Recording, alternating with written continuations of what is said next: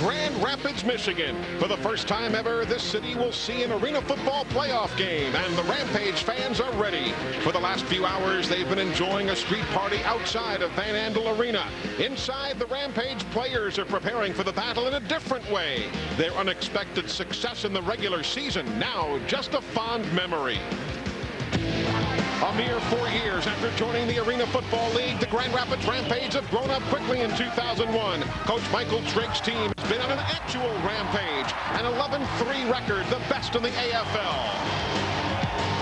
Their leader is quarterback Clint Dalzell. The gunslinger from Texas has been on target all season. An astounding 80 touchdown passes has powered one of the league's best offenses. But now Dalzell has a chance to boldly take the Rampage where it's never been before, deep into the playoffs.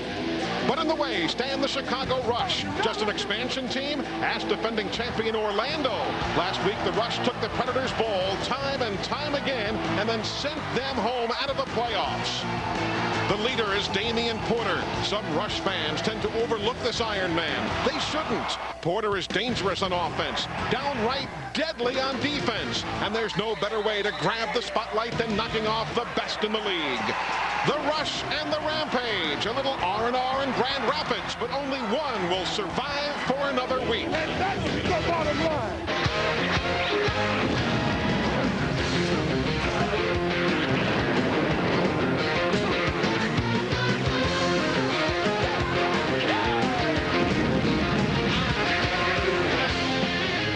The fans arrived early this morning. Fan Fest has been in high gear outside the Van Andel Arena, but now indoors, a near-capacity crowd has gathered.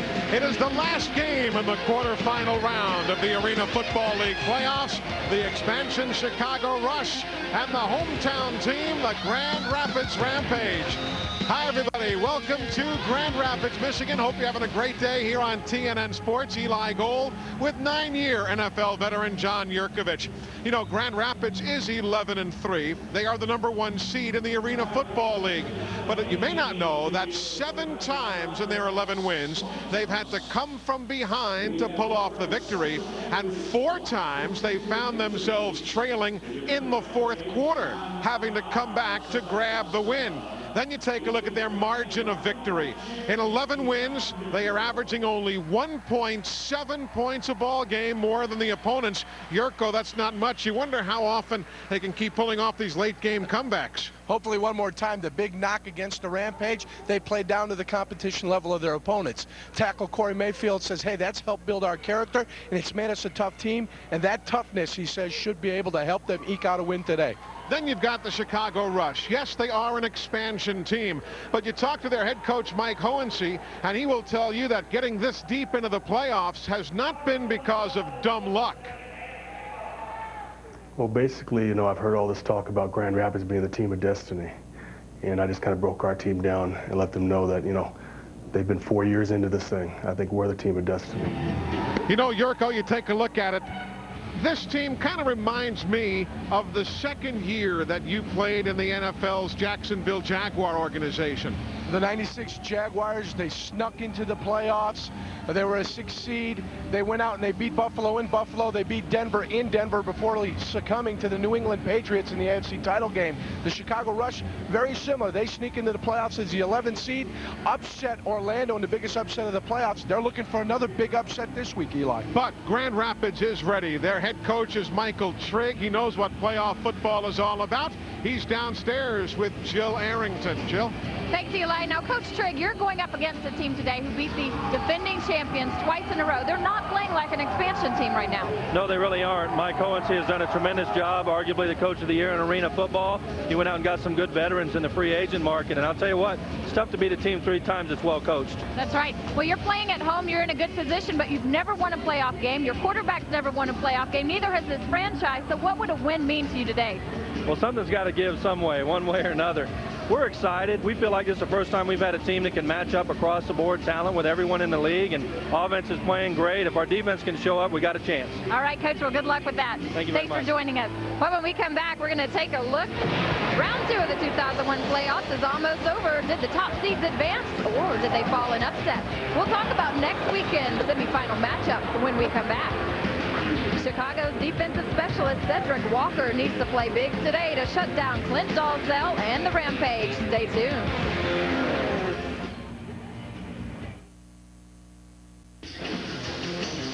TNN Sports live coverage of the Arena Football League playoffs is being brought to you by Ford. The best-selling trucks are built Ford tough. Welcome back to the Van Andel Arena in Grand Rapids, Michigan, where Billy Dicken and the Chicago Rush will try to make the hometown Rampage their next victims, their unlikely playoff run. Well, this is the last quarterfinal matchup. We're going to get those semifinals. They're almost set. But before we do that at halftime, let's take a look at how the outcome of today's game will affect the semifinal matchups next weekend. If Grand Rapids wins, they'll host a game here in Van Andel Arena next weekend. As the top seeds in the playoffs, their opponent will be the lowest remaining seed, which is Indiana. In the other semifinal game, San Jose will travel to Nashville to play the Cats. Now, if Chicago wins, they'll be the one headed to Nashville to take on the Cats, while Indiana will head out to San Jose to face the SaberCats.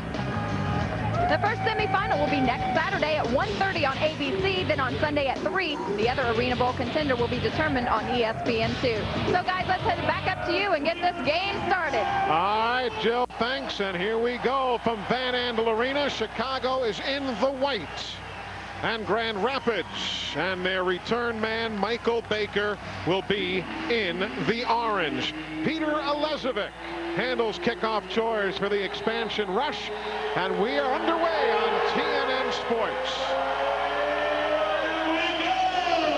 Off the net, off the metal, and then out of bounds. It will be a touchback, and Grand Rapids will be starting from their own 5-yard line. Clint Dalzell. The numbers are impressive. He's completed 63% of his passes, 80 touchdowns. Only he's been picked off 10 times. Not a bad ratio. Dalzell's great to watch as a quarterback. His feet are always moving, they're always shuffling, but he puts the ball on target and he finds his wide receivers. He can hit all of them. They'll get their fullback and they'll get their tight end involved in the offense. That's usually Tony Bowick.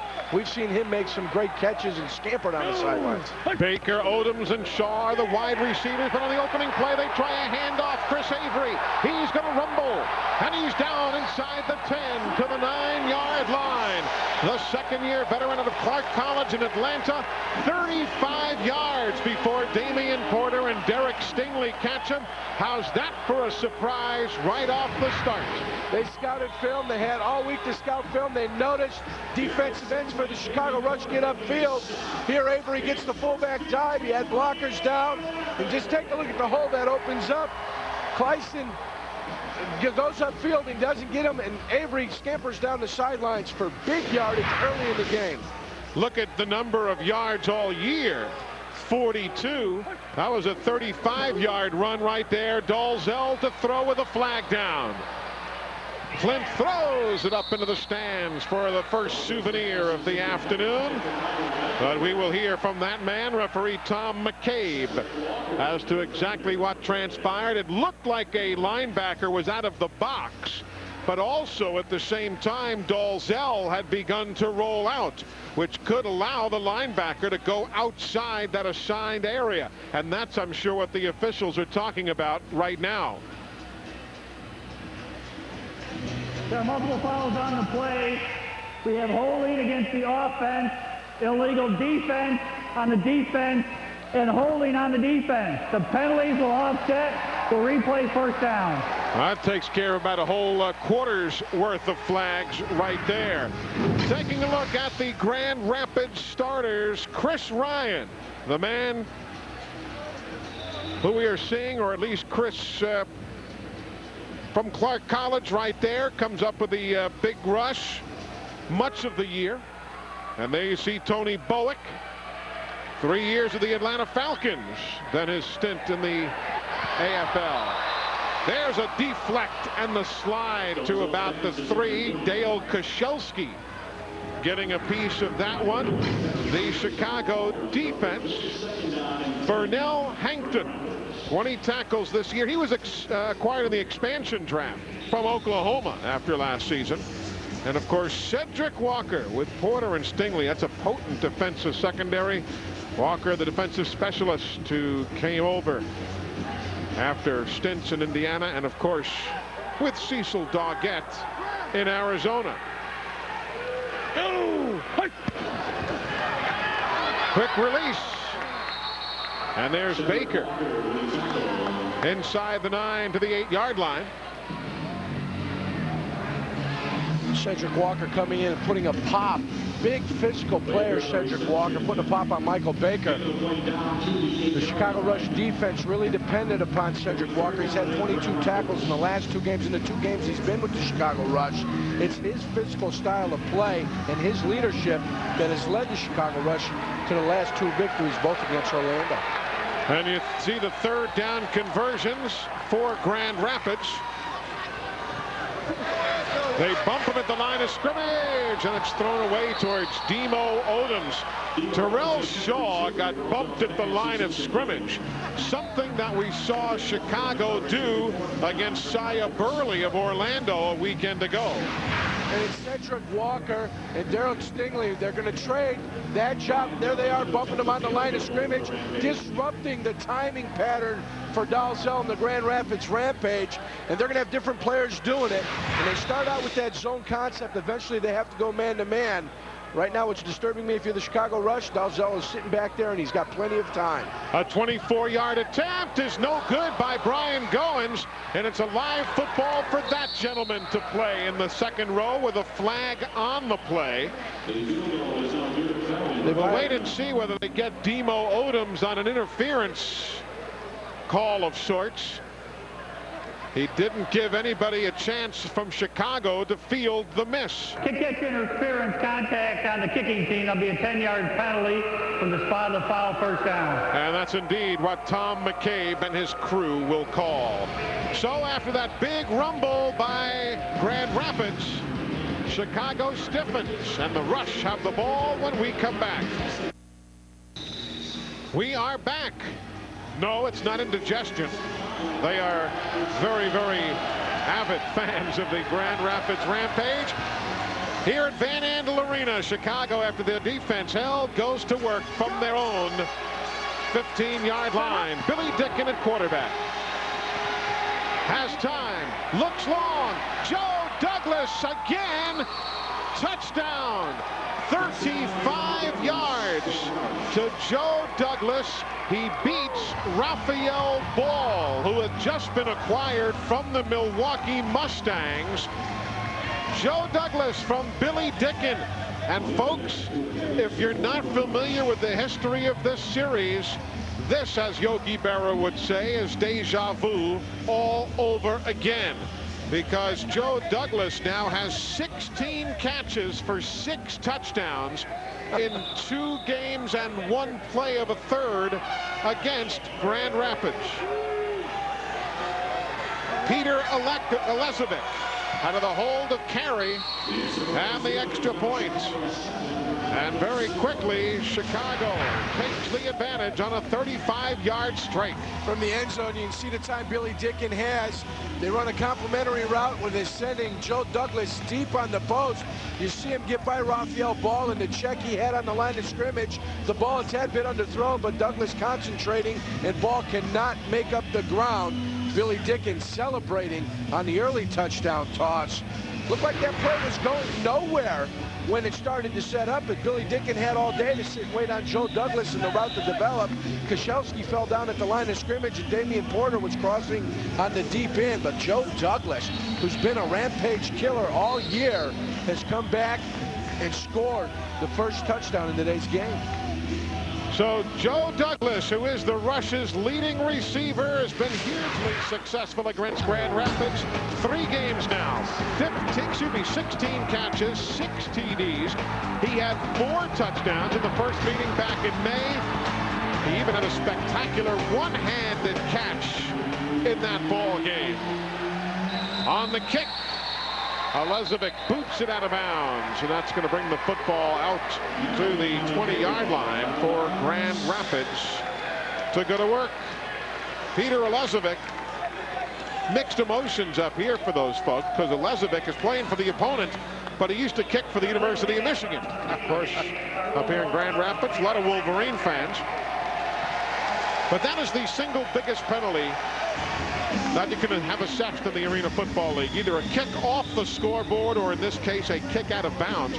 Because on a 50-yard field, that gives the football to the opposing team at the 20.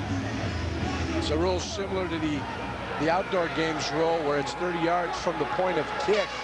And Elizabeth is on the side. He's being controlled by teammates, but that's a big one. Flags are down as a sidearm offering by Dalzell is complete to the 23-yard line.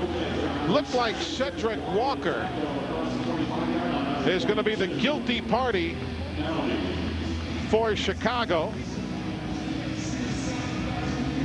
So that completion will go for 8 yards for the Grand Rapids Rampage. Walker out of Stephen F. Austin, the great defensive specialist in this Arena Football League.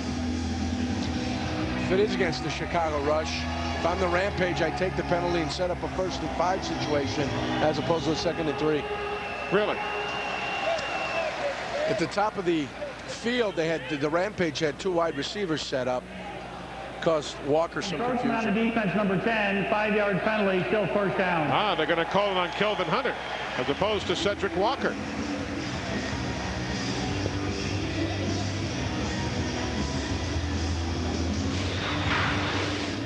Now take a look. I thought that's what the penalty was for right there. Exactly. That he looked like he got across the line of scrimmage. They just named the wrong number. That had to have been the penalty. They just misidentified the player. There was no question. That was Cedric Walker looking to make contact early. With a wide open Demo Odoms. He's to the 11-yard line before Koscielski and Walker tie him up in a package with a 1st down gain. Dale Koscielski, our favorite Delaware Blue Hen. Stay next to the wall out here, okay? Shot. Let's go left wing back. Let's go 93 wing post Z slam. Ready? They're going to run the wing player on the post. He's going to head here, and he's going to run across the field. And they're going to run right away. They're going to run a little slant pattern on the bottom of the screen. Go! A lot of movement at the line of scrimmage. Flags are down. There's the throw and a completion to the 6. But Anthony Hutch, I believe, jumps. He is big number 82 in white. Though they make the completion to Terrell Shaw, this should be the 2nd flag of the afternoon against Chicago. There's Big Anthony. Tough to hide when you're 6'3" and a polite 295. And the preliminary indication against the lineman out of Murray State. Offside on the defense, 5-yard penalty, repeat 1st down. And it is Anthony Hutch, who played the last 4 years with the Iowa Barnstormers. And the Chicago Rush, they're taking turns jumping off sides. Looks like time and time again, they're lined up off sides or they're jumping off sides. They just need to relax a little bit. It's early in the game. Settle down. They've got a 7-0 lead. They need to settle down. But the Grand Rapids Rampage, very dangerous offense. And the Rush know they need to get pressure on Dalzell. Odoms and Baker go wide to the left. Shaw, the motion man. Dalzell with a flag down has to throw it away. There are 4 flags down now. 2 separate infractions. As you see, another souvenir there on the front row here at Van Andel Arena. There's going to be a hold on one of those penalties, certainly. And there's the illegal defense indication, and there is the initial hold, but everything is going on Chicago. 2 penalties early, 1 illegal defense. 33 out of the box. Holding on the defense, number 33. Half the distance to the goal, automatic 1st down. Now, why did this expansion team play like a veteran team last week against Orlando? And why are they playing like an expansion team here in the first 6.5 minutes of this ballgame? I believe they know what's at stake. They win here, they're in the Final 4. They're one of the last teams left. They know they're going against the odds right now. I think that reality is starting to settle in a little bit with the Chicago Rush. Avery is the fullback. Baker in motion. Here's Avery. Nice cutback. He spins in for a touchdown behind the block of Corey Mayfield. 3 yards. for Chris Avery. Nice cutback move behind the blocking of Corey Mayfield, who is a new daddy. There's big Corey. Watch this from the umpire's view. They run the fullback toss left. Fernell Hankton, he's back there. He should have been able to make the play. Avery cuts it back, finds a little seam, takes it into the end zone for a touchdown. Lucas Yarnell also with a key block on the play as Brian Goins converts the extra point, and we are tied. So Clint Dalzell marching him up the field. Chris Avery, thus far, the star of the ball game for the Rampage. There's big Corey Mayfield, number 91. Big block moments ago. He and his wife, Tanya. Proud new parents. Faith Simone was born just 10 days ago. And Corey says, please say hi to my baby. She's watching. There's a nice grab by Douglas, but he does step out of bounds, and that will be a touchback. So a touchback. Chicago will have the football at their own 5 as we check in with Jill downstairs. Well, as Coach Hohensee was saying, so many of his guys on his team who got cut and where he picked them up didn't deserve to be. As they say, one man's trash is another man's treasure. A great example of that is Cedric Walker. People just don't realize about these athletes' life, how they move around so much. You know, he played for Arizona, then Indiana. It's interesting, when he got cut by Indiana, his family was there visiting him. He had to put them on a plane back home to California. He flew up to Chicago, and there they have a long-distance relationship. It's tough on these guys moving around so much. It really is. Dickin at quarterback. Billy looks slant off the fingertips of the leaning in Anthony Ladd. It goes incomplete. Let's check out the Chicago starting offense for you. Damian Porter is one of the many potent powers on that offense. The number 2 receiver, number 4 rusher on the ball club. On the offensive line, Hutch Stiebel and Fernell Hankton. Stiebel, a 3-year AFL vet out of Kansas, just off injured reserve. From their own 5-yard line, off that incomplete pass. Go! Ladd will be the motion man. Set up. Plenty of time for Dickin. Looking long. It is intercepted. The ball hung up. JoJo Polk has it. JoJo to the 25. JoJo Polk to the 10. JoJo Polk to the 5-yard line. He is tackled by the quarterback, Billy Dickin. A 36-yard run back on the 4th interception of the year for JoJo Polk. Dickin put the ball up for grabs. JoJo Polk got great position on Anthony Ladd. He's being pressured as he dropped back, taking a look. He feels it. He gets rid of the ball. Lincoln Coleman in on the pressure. He throws the ball deep, but JoJo Polk in tremendous coverage. Can cover over the top, can cover underneath. He sees the ball before Ladd does. He gets himself in position, tries to catch it at its highest point at the apex, and what a job he does running the ball as he returns it all the way down to the 5-yard line. Now Chris Ryan is in at fullback, and there's a delay coming up. You had 25-second clock. Delay a game on the offense, number 13. Close to being beaten, but not quite. It'll be the second flag against Grand Rapids. JoJo Polk out of Northeastern State, the rookie out of Oklahoma. He's not the guy with the big gray ears there and the funny nose. There's JoJo Polk right there. Is that toughest position, the safety position. He has broken up 24 passes this year along with those 4 intercepts, and he's got to hurry here on the play clock again. There's a strike for a 1-yard pickup to Ricky Ross.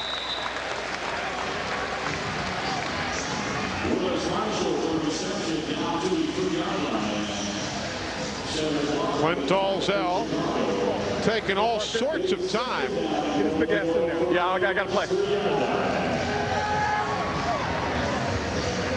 Just straight 35. Okay, let's go trips left, Y motion, 35 dive. On one, ready?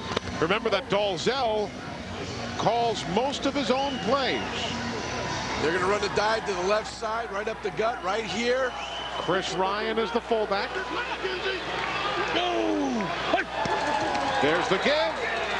There's the hole, but there's good work by the backing of Tony Henderson and Ed Sissom combining on the stop. There's big Tony Henderson out of the University of Michigan, and there's Ed Sissom out of Alabama. Right, they're running the dive here. They expect to get on Fernell Hedden, but you got right here the center has to get off on Sissom.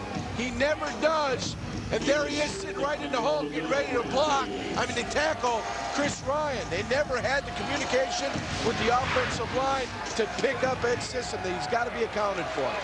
Grand Rapids 0 of 1 in third down conversions. That one is not going to make it as Willis Marshall, number 4, the intended receiver out of Youngstown State, was looking for his 36th catch of the year, but it wasn't to come there. Now the fans say go for it.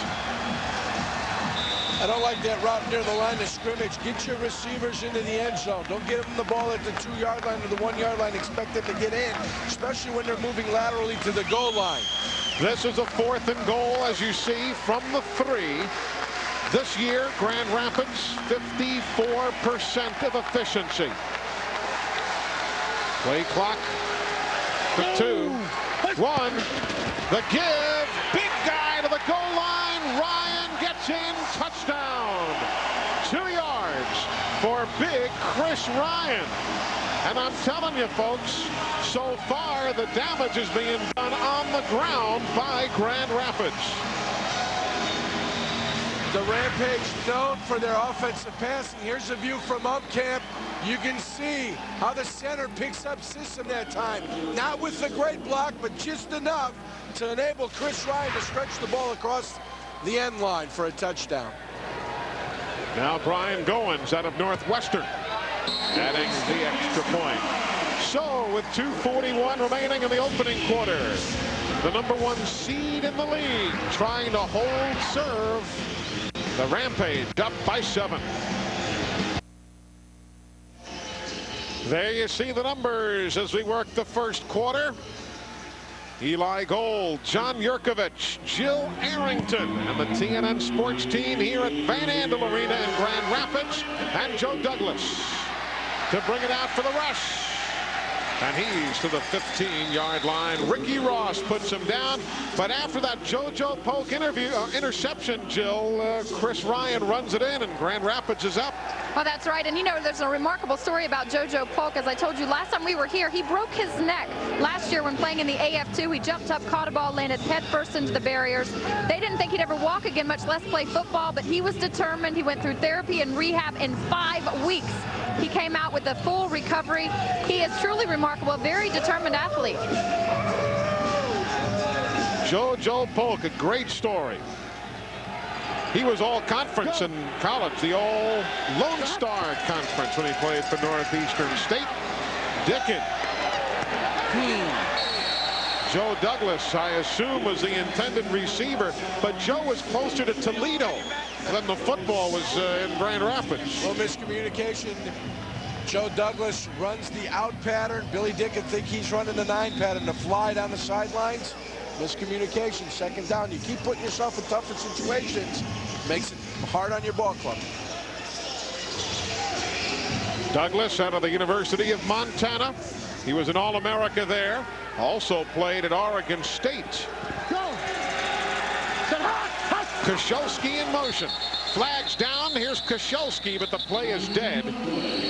Play is dead as this one's going against the Chicago Rush. Ed Sissom on a little yip there. He was leaning forward. Had some motion at the snap. Prior to snap, false start, number 30 on the offense. 5-yard penalty, still 2nd down. Don't forget the Arena Football League playoffs rolling towards Arena Bowl 15 next week on ABC and ESPN. And hope you can tune in to ABC Sports. There you see the numbers. 1:30 Eastern for one semifinal. And then ESPN will join the action at 3 p.m.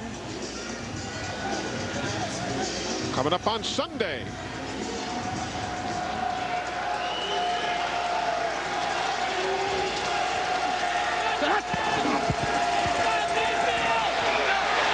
There's the throw. and a one-hand stab isn't going to make it.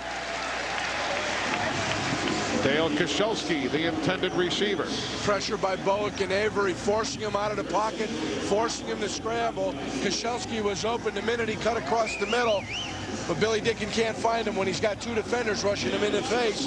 They've got to find a way to protect Dicken. Give the credit to the Rampage defense. They've been able to discombobulate the offensive game plan of the Chicago Rush early on. This is the first third down opportunity, first third down conversion opportunity for Chicago today. There are the seasonal numbers. And this near-capacity crowd is into it. Everybody's covered, and Dicken running for his life and paying for it. And Koszelski makes a great grab and then cannot hang on to the football. Billy Dicken got drilled. Koszelski gets killed by JoJo Polk. And Peter Olezovic will be coming on to try a field goal when we begin the second quarter. It was that touchdown that put Grand Rapids on top. We move into the second quarter with the league's best team in front. That is the Bud Zone, where folks can enjoy their barley pop while also getting a up-close look. That's right behind the end zone there to our left. Peter Olezovic is going to try a 55-yard field goal attempt. He is 0 of 10.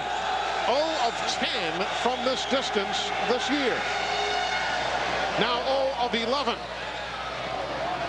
And the run back by Ross. Ricky Ross to the 6 and no further.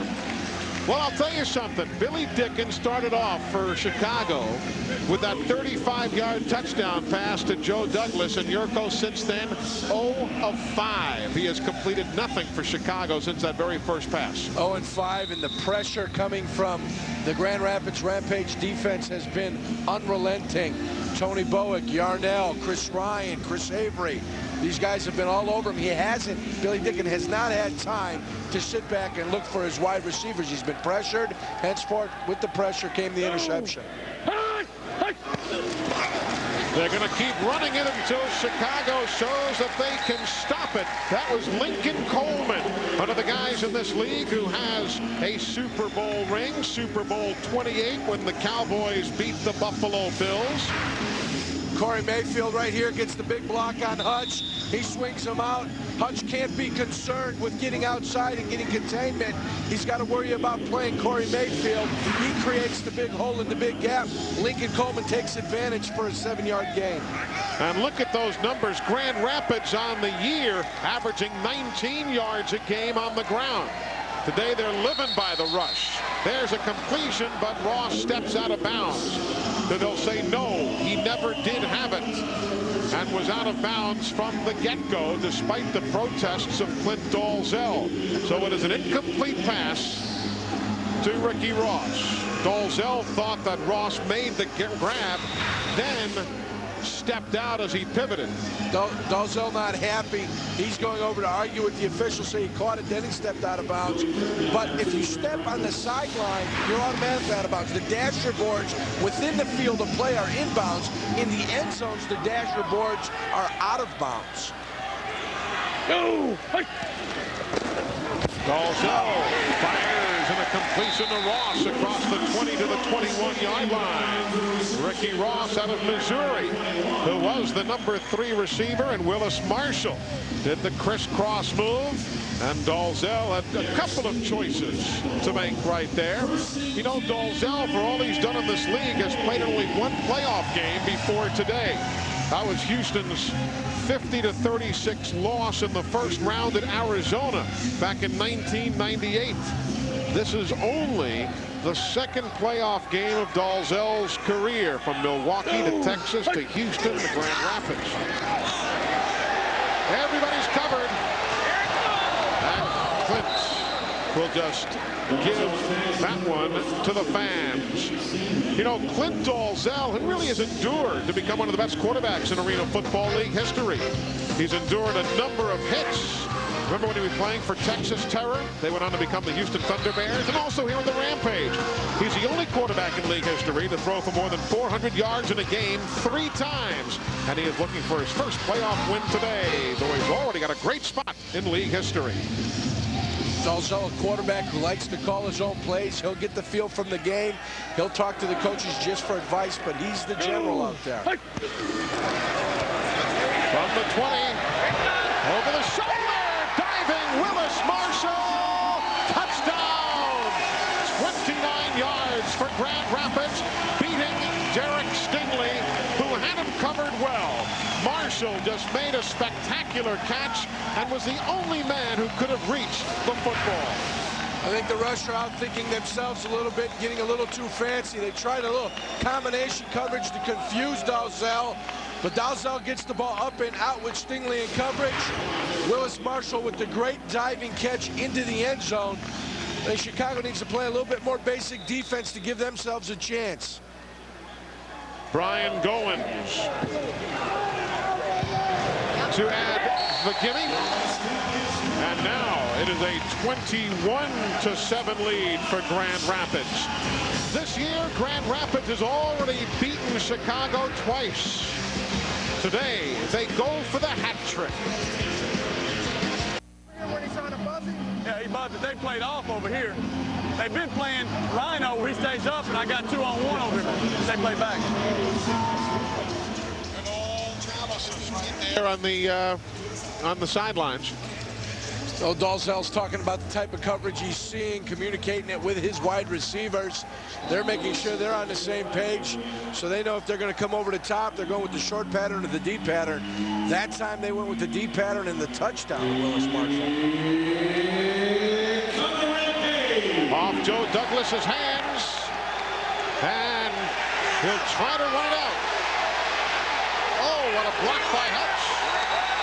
But nothing there. It's going to be a touchback. Ricky Ross finally fights his way through. As we mentioned before the break, this is the 3rd time this year that Grand Rapids and Chicago have met.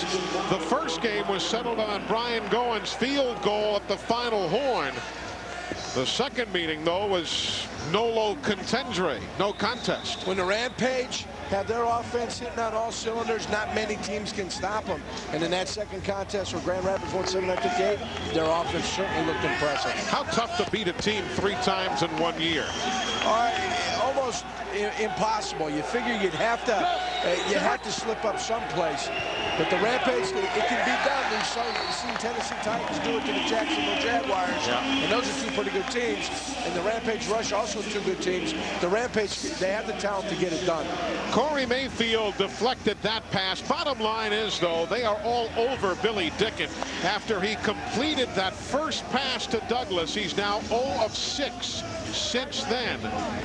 And that's been a big key this year. The Chicago quarterbacks have been sacked 19 times this year.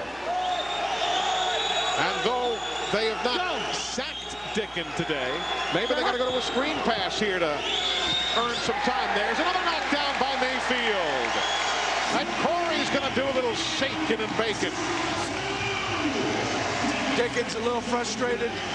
Tries to get the throw out into the flat.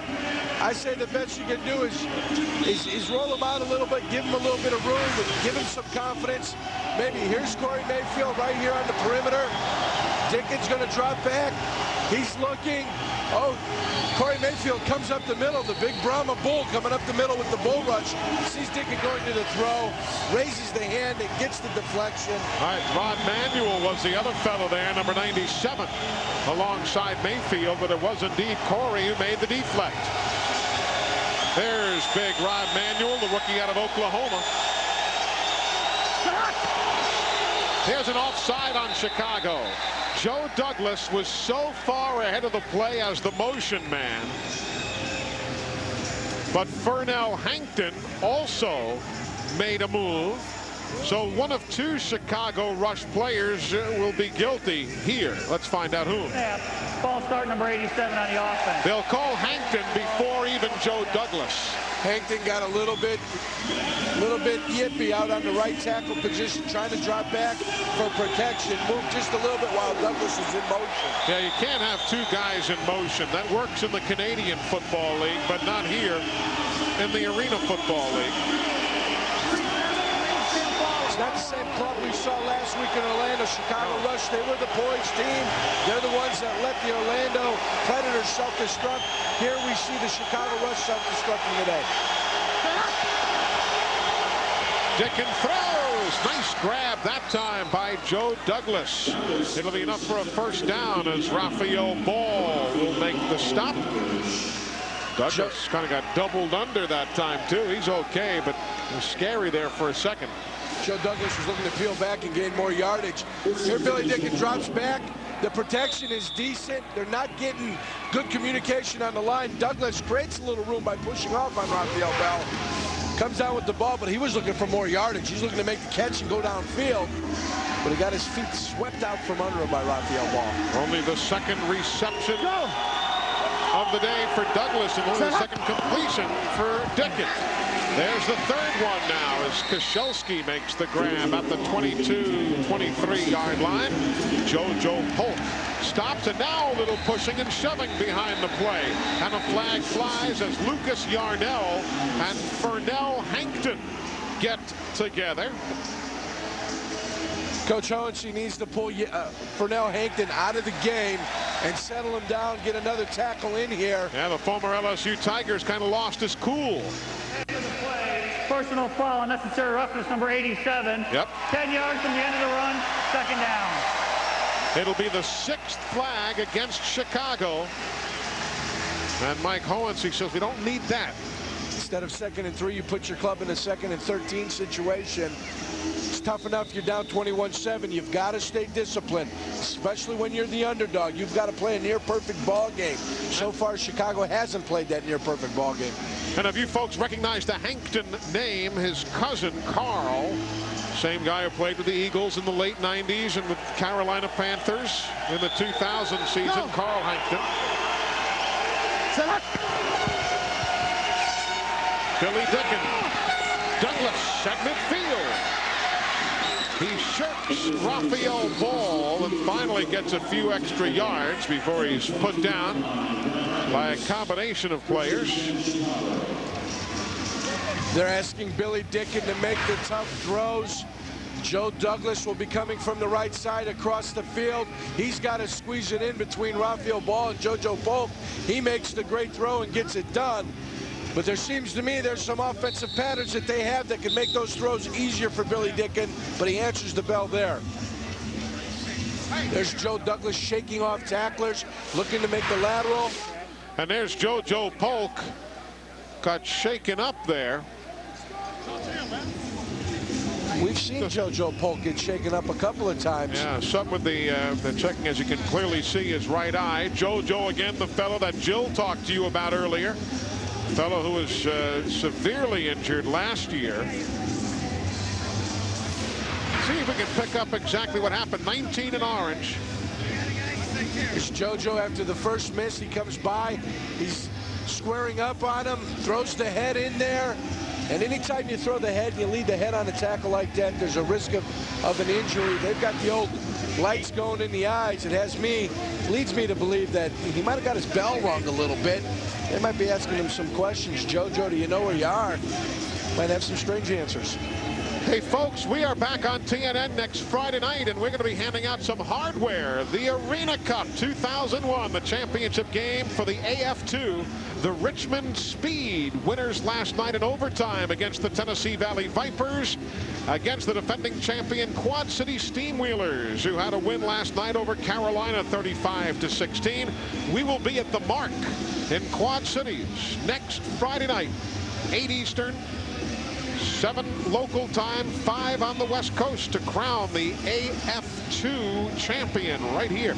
You weren't with us last year, Yurko, as we went to the Mark, a beautiful building there in down. I'm sure the Jill Arrington fan club has an outpost there in Moline. We'll see them there next week as well. But it's a beautiful building there, the Mark is, and I know their crowds have been of a bit of a question, a concern here of late, but last year for the championship game, the place was packed. And I dare say we'll see a similar type of crowd on Friday. Last night, it was an interesting game. Quad Cities now 21-0 at home. And they beat Carolina easily. Richmond, though, in overtime beat Tennessee Valley. The Vipers went for a 2-point conversion to win it in overtime. They were intercepted, and the speed goes to the championship game. There's Joe Douglas, who'll make the grab with Rafael Ball covering. It's to the 3-yard line. And Douglas making the grab, being slammed up against the boards, which again in play. In the 50 yards, the field of play are in bounds. He just makes an out move. There's a nice easy throw for Billy Dicken to make. He doesn't have to get it over one receiver and get it under another. And there you see him getting slammed in the boards by Rafael Ball. Joe Douglas with the big catch down to the 4-yard line. And the Rush badly need to score here. This is the 7th play of the drive coming up here. Bonner in motion. They find Bonner. The pass complete for a touchdown with many flags on the play. It'll go for a 4-yard touchdown if it stands up. But there are injured players on the field as well. Billy Dicken adding his 2 cents worth as the quarterback for Chicago. Let's listen to Tom McCabe. Holding on the defense. Illegal formation on the offense. The penalty's offset. Replay first down. Oh, a break for Grand Rapids. Mike Hohensee just can't believe it. But now there's concern for an injured Rampage player at the goal line. Hassan Shamsuddin, the fine defensive specialist who just returned from injured reserve. Let's see, number 2 in orange is who we're looking for. He's out on the perimeter. He'll be coming in coverage, trying to help make the play. Got tied up with his own man, Chris Ryan, trying to get to the receiver, Cornelius Bonner. Here's a view from camp, and there comes Chris Ryan. Boom, right in the midsection, right into the hip.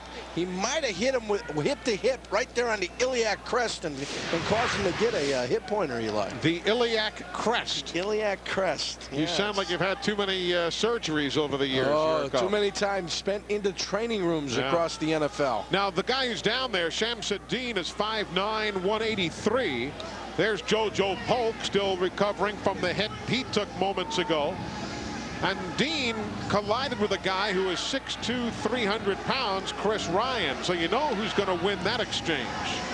There's a lot of force meeting together. The bigger mass usually wins, and the bigger mass won that time.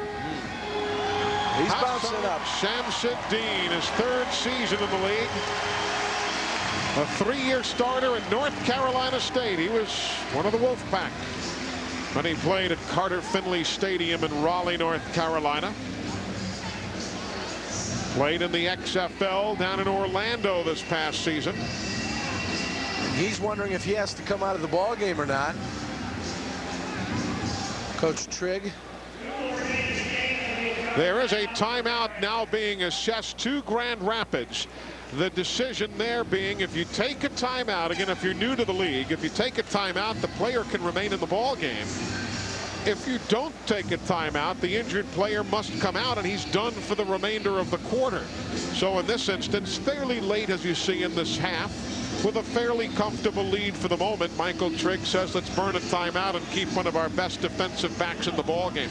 And Coach Trigg realizing that he needs Shamsuddin in there. Say, hey, let's take the timeout now. We're not going to need it offensively. We've been able to move the ball at will today. Let's keep one of our key defensive backs in there. See if we can't stop him short, maybe cause an interception or a fumble, or hold him to a field goal and win in this situation. This is the final game of the quarterfinal round in the AFL playoffs. Jill is going to have the highlights for you at the half. And there have been some interesting games this weekend. You might want to stick around for Jill's halftime report. Sissom is the fullback. Douglas in motion. They come to Bonner.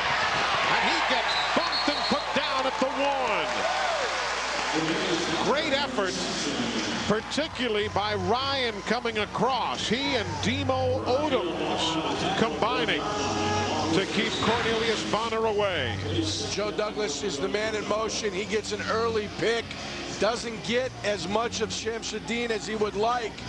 And Shamsuddin comes back and gets the first impact. And now take a look. You've got 6 Rampage players in the picture making the play. 6 guys hustling to make the play. Raphael Ball was there as well. Sissom, the fullback. He gets the pitch. He gets the touchdown. Touchdown for Ed Sissom behind the lead block of Anthony Hutch. There's going to be a celebration penalty with the football being spiked up into the crowd, but it will go as a 1-yard touchdown for Ed Sissom. Not intentional by Sissom, but when he spiked the ball, it bounced up into the crowd. There it goes, an automatic penalty. It's technically a delay of game call in the Arena Football League. After Sissom gets it, watch this. The spiking part is fine, but when it goes backwards into the crowd, a little too much English on that one for Ed Sissom. There's a little too much English, and of course, the spiking's fine, and the fans getting footballs are fine, but spiking it and then the fan getting the football is a penalty.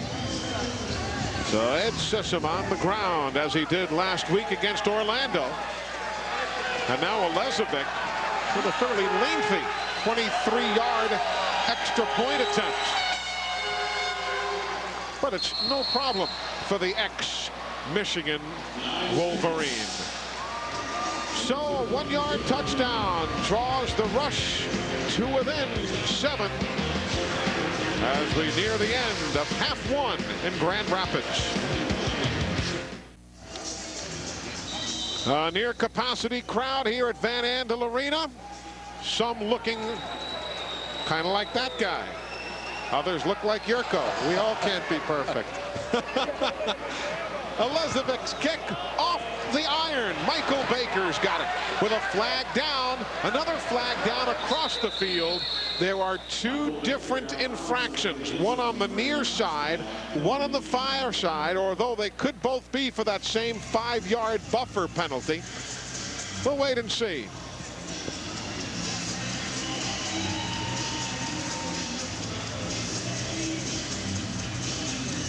Five-yard restraining bell infraction on the kicking team.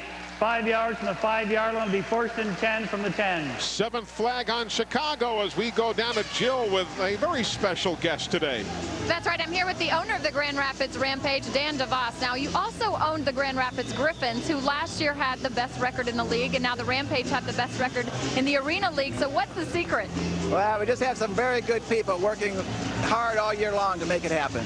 Well, I also understand that Van Andel Arena is the busiest arena for its size in the past 3 years. So are you getting good community support for the Rampage? Grand Rapids is a great community. They come out and they support so many different activities here, all the sports teams, the concerts, and so we're really enjoying it. Well, enjoy this run. You're looking good so far. Thanks for talking to us. Thank you. All right, back to you guys. All right, Jill, thanks, Mr. DeVos. We appreciate it. The Grand Rapids Griffins had the best record in the International Hockey League.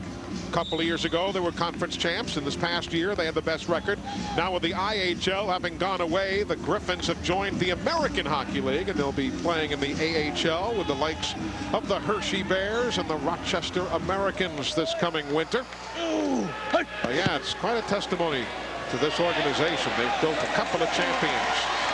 There's Terrell Shaw out of Southern Mississippi. They wouldn't mind getting that football to him a little bit more. He's the 5th different receiver to catch the football today from Clint Dalzell. Shaw's not that big, but he can get through those kind of holes right there. Look at the way he sidesteps Hunter. He's wide open. Hunter's in man-to-man coverage. Doesn't realize it.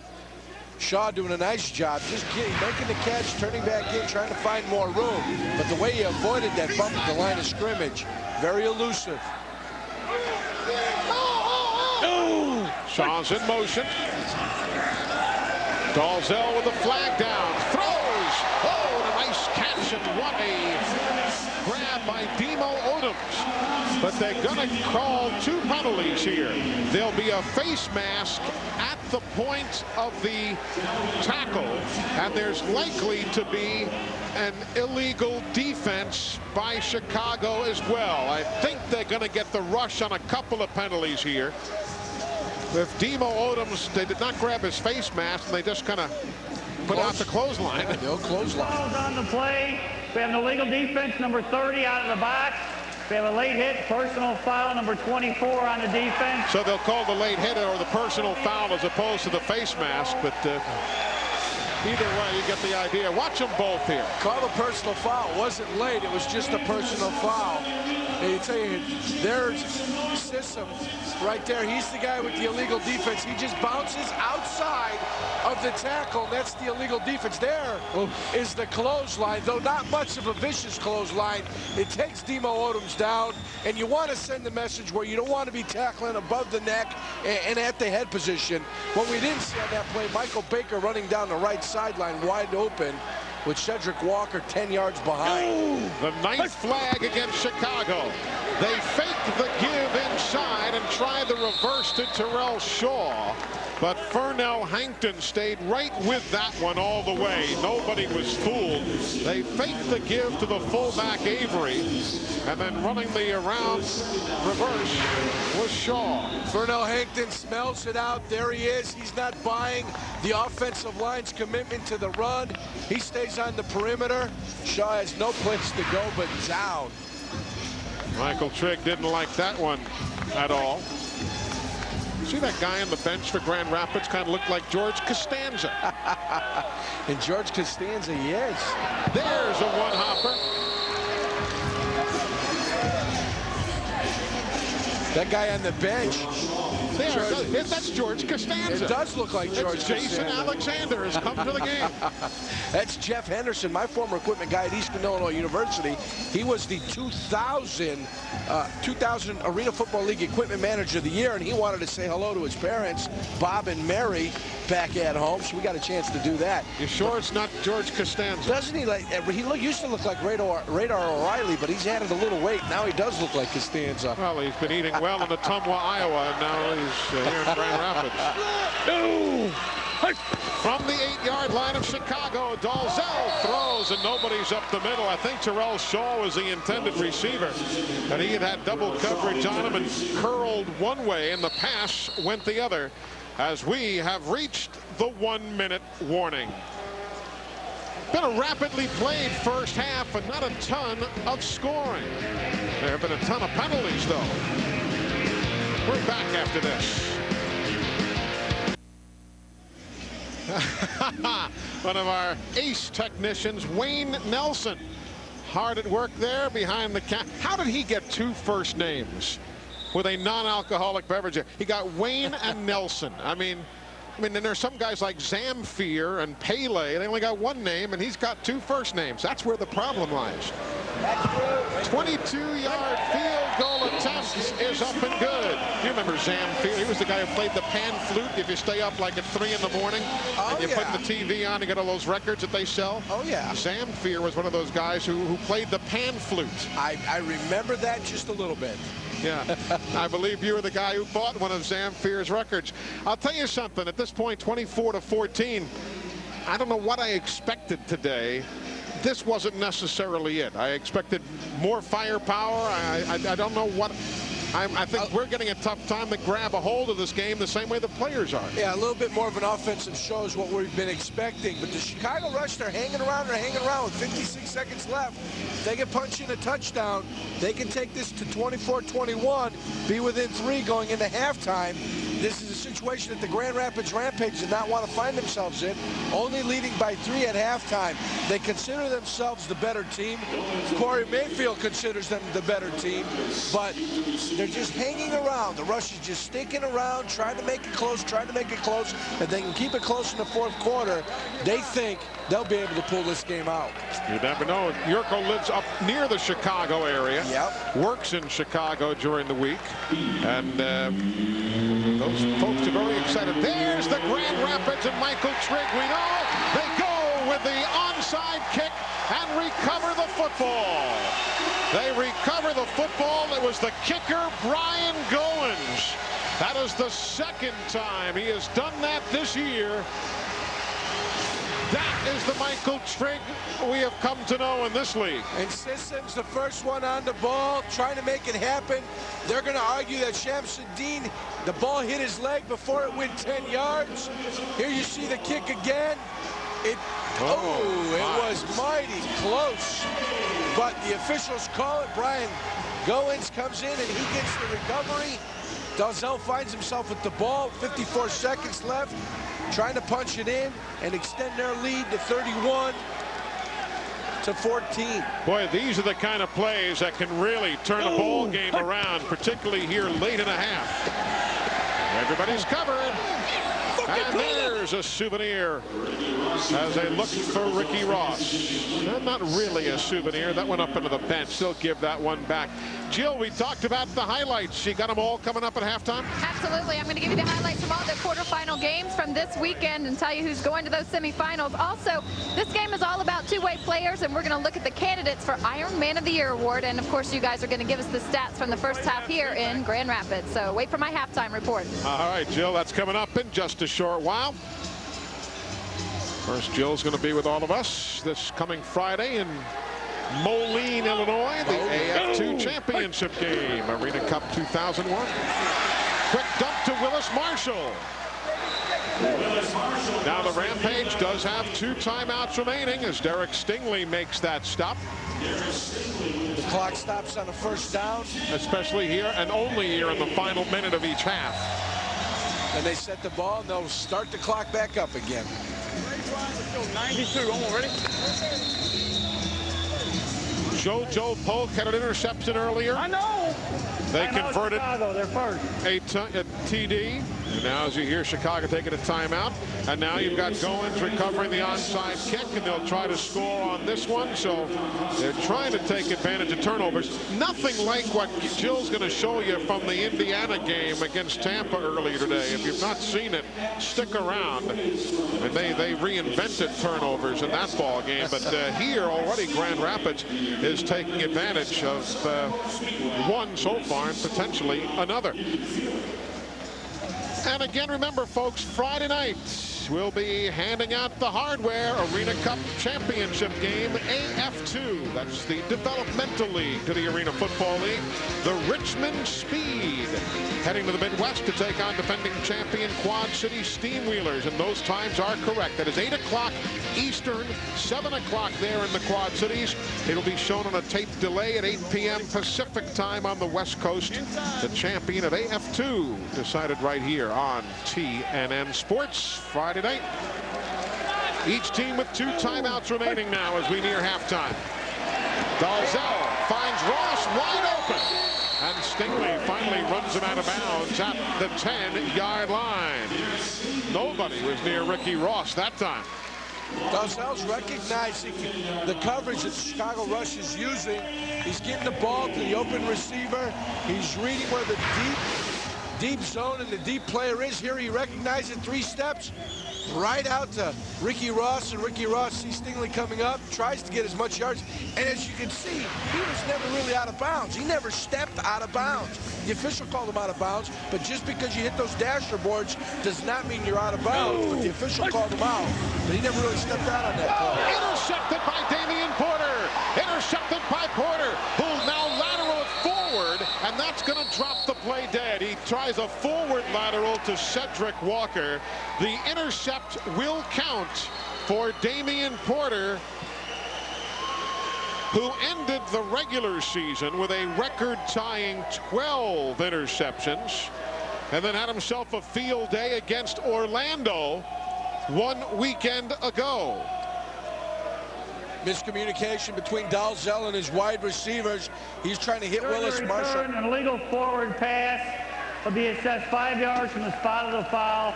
First down. Willis Marshall was out there, 2 wide receivers in one area. Damian Porter's in coverage. He comes down with the play. It was the identical 3-step drop. Both of the wide receivers get caught up between each other. Damian Porter steps up, makes the intercept. Forward lateral to Cedric Walker. They mark the ball down and get the ball at 7.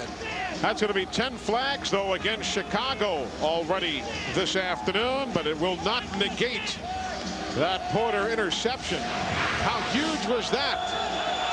That was big to keep it a 10-point ball game and give the Rush a chance to maybe at least put 3 on the board. Dale Koscielski out of bounds, and the souvenir football, and nearly a souvenir football player. How about Damian Porter, though? How about it? After that record-tying 12 regular season interceptions, he got right back to work last week against Orlando. 2 interceptions, both deep in his own territory, 1 in the end zone. The Rush had 4 interceptions here on TNN a weekend ago against Orlando. Damian Porter says, hey, I'm a wide receiver. I'm not used to getting these interceptions. But he's got better hands than most defensive backs. That's why he's able to hold on to the ball when it's thrown near him. Looking long. Douglas can't get there. Reaches out, but could not beat Raphael Ball to the football.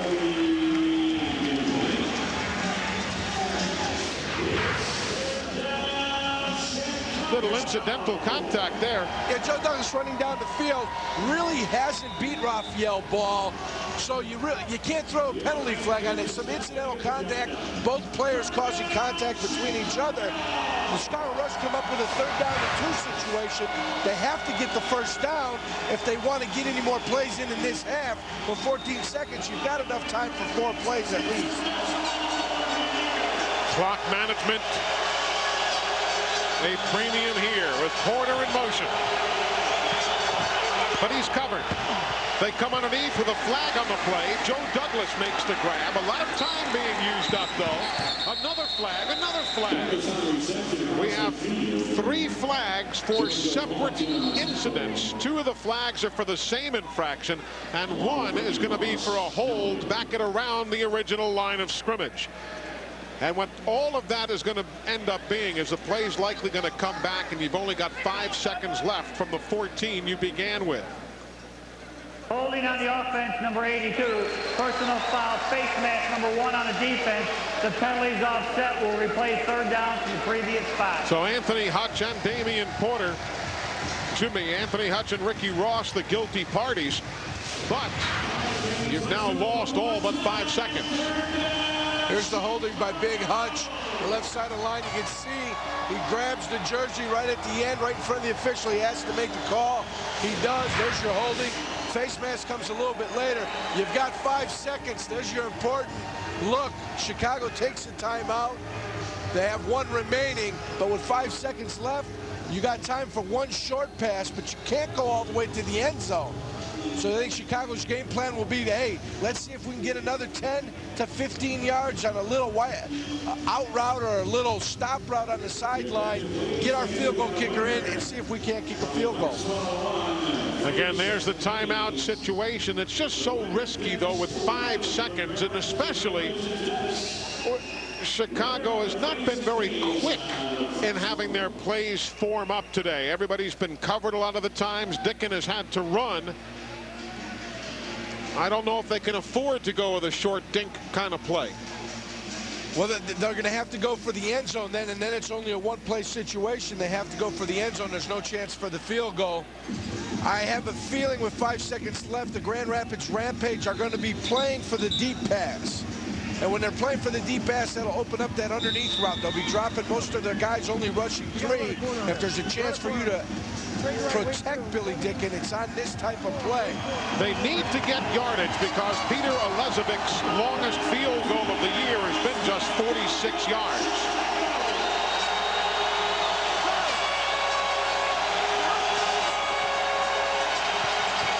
Well, this is going to be the last play of the half. It's unloaded off Hankton, and that's going to do it. I had a feeling they would not have enough time. They have just taken so long all afternoon to form their plays up, Yurko, that I'm not surprised by seeing this one take so much time. McKenzie's had problem protecting the quarterback, Marcus McKenzie. He's the one that eventually knocks the ball out of Billy Dicken's hand. So it is halftime here in Grand Rapids, Michigan. We've seen some big plays, but the Rampage's lead only 10. Jill is up at halftime with highlights. Stick around.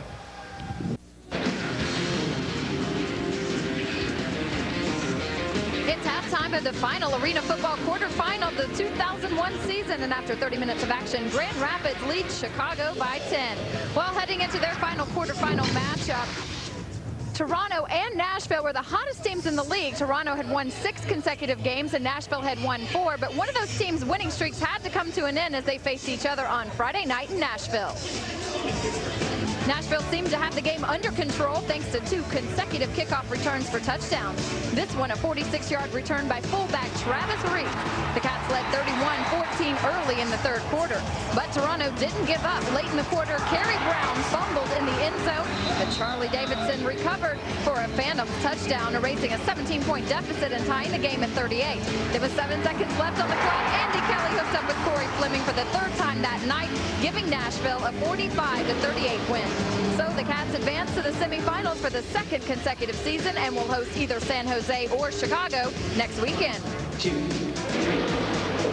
In San Jose yesterday, the SaberCats took on the Rattlers for the 3rd time this season. Veteran receiver defender Barry Wagner had only 4 catches, but 3 were for touchdowns. And this 54-yard missed field goal return to start the second quarter helped build San Jose's lead to 27-14. The third quarter proved fatal to the Rattlers as an interception and quarterback sack on 4th down turned into scores for the SaberCats. San Jose scored touchdowns on their first 5 possessions of the second half, finishing with a 68-49 win. So the San Jose SaberCats head into the semifinal round of the road to Arena Bowl 15. They'll face either Nashville or Indiana next week. Mark Grief finished with 8 touchdown passes, 3 each to James Hunden and Barry Wagner, and 2 to Jerry Reese. And in Tampa this afternoon, miscues were the flavor of the day. This kick return was fumbled by Tampa Bay's James Bowden and recovered by Jay Jones to put Indiana up 24-3. But Tampa fought back, cutting the deficit to 10 with this John Kaleo to Gunnar Twiner touchdown just before halftime. And in the second, it was all Firebirds. Jay Jones returned this interception for a touchdown. It was one of 6 Tampa Bay turnovers, leading to 41 Indiana points on the day. Defensive phenomenon Cornelius Coe also had an interception return for a score as Indiana outscored Tampa Bay 30-14 in the second half for a 68-31 victory. So 2001 marks the first season in AFL history where neither Tampa Bay nor Orlando will appear in the semifinals. Instead, Indiana will face either Grand Rapids or San Jose. But even if your team doesn't make it to the Arena Bowl, there's some glory to be won along the way. When the TNN Arena Football Halftime Report continues, we'll take a look at some of the candidates for Iron Man of the Year. Plus, don't forget the second half's coming up. Can Grand Rapids maintain their lead, or will Chicago come back to steal the final semifinal spot? Stay tuned to find out. Welcome back to the Van Andel Arena in Grand Rapids, where the hometown Rampage leads Chicago by 10. But one of the most unique aspects of the game of arena football is that most players play both on the offensive and defensive sides of the ball. Now, these guys really embrace that opportunity, and those that excel at it, well, they're called Iron Man. So let's take a look at the candidates for Iron Man of the Year award.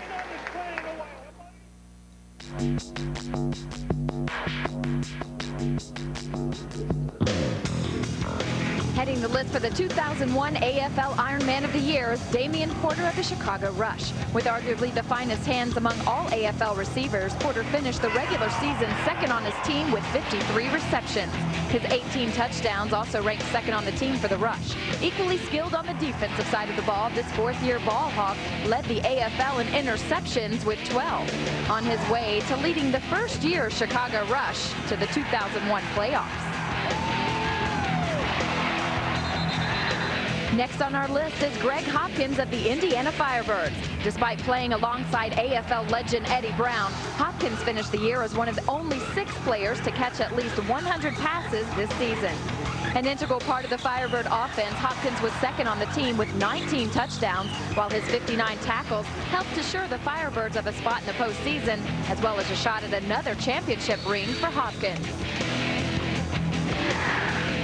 Perhaps no player wants a championship more than 8-year veteran Bernard Edwards of Tampa Bay. In his first season with the Storm, Edwards was second on the team in receptions with 53, while contributing 15 touchdowns to the Tampa offensive attack. Edwards made his presence felt on defense as well, tallying 67 tackles to go along with an interception and a fumble recovery. By season's end, Edwards has become a fan favorite. Rounding out our list for the 2001 Ironman is Jarek Hillary of Nashville. One of the most explosive players in the AFL, Hillary caught 39 passes, 6 of which were for touchdowns. He also blazed a trail on the ground as he led the Cats with 12 rushing touchdowns. All total, Hillary racked up nearly 900 yards of total offense in 2001, while continuing to add a little attitude to an already stingy Nashville defense.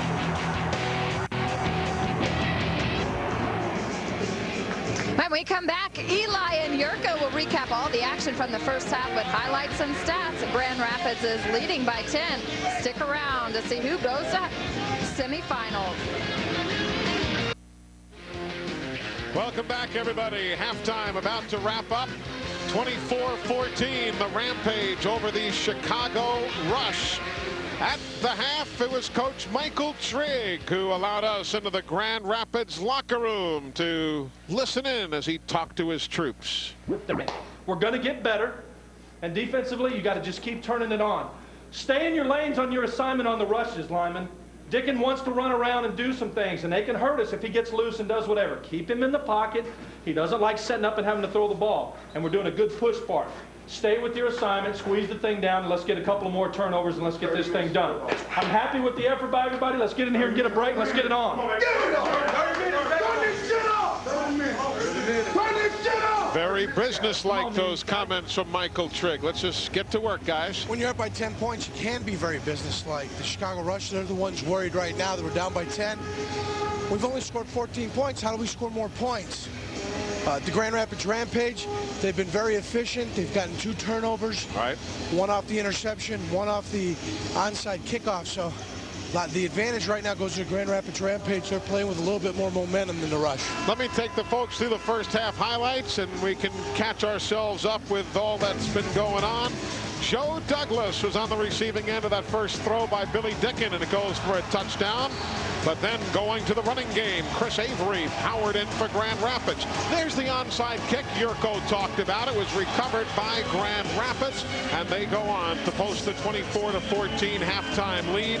And in a game where you are used to seeing possessions and touchdowns being darn close, there you see the differential there. Only 2 TDs for Chicago and 3 for Grand Rapids. So those are the first half numbers, and we are set to go with Douglas, the deep man, for Chicago. Joe had a couple of, in last week's game against Orlando, he had a couple of kickoffs where he didn't do much of anything, but on his third kickoff return, he returned it 54 yards up into the 5-yard line. So we'll see if Joe Douglas can come back with a nice kickoff return here. Has to jump to knock the football down, and he's got the left side of the field. But as he cuts back, he probably wishes he hadn't. Chris Avery was waiting on him and puts Joe Douglas down. So Avery out of Kentucky State, the rookie in the Arena Football League, coming up with that hit. And there is Billy Dickon. You heard Michael Trigg say he likes to run around a whole lot. They've not really given him a chance to do much. They've been forcing Dickon. Completing 60% of his balls during the year. There he's 5 of 13. 1 TD, 1 interception. Hasn't done a lot with the possessions he's had. Had a couple of passes knocked down by Corey Mayfield. He's been rushed a few times. Koscielski, the motion man. They set up the screen. Fernell Hankton out to the 20-yard line, maybe the 21, close to first down yardage for Hankton, the 14th reception for him this year. Of course, that's a way to keep that pressure at bay. Yeah, you keep it at bay. It still takes a shot from Chris Avery, but that's the way to slow down the pass rush. You get the ball out to Hankton. Hankton gets a 10-yard gain.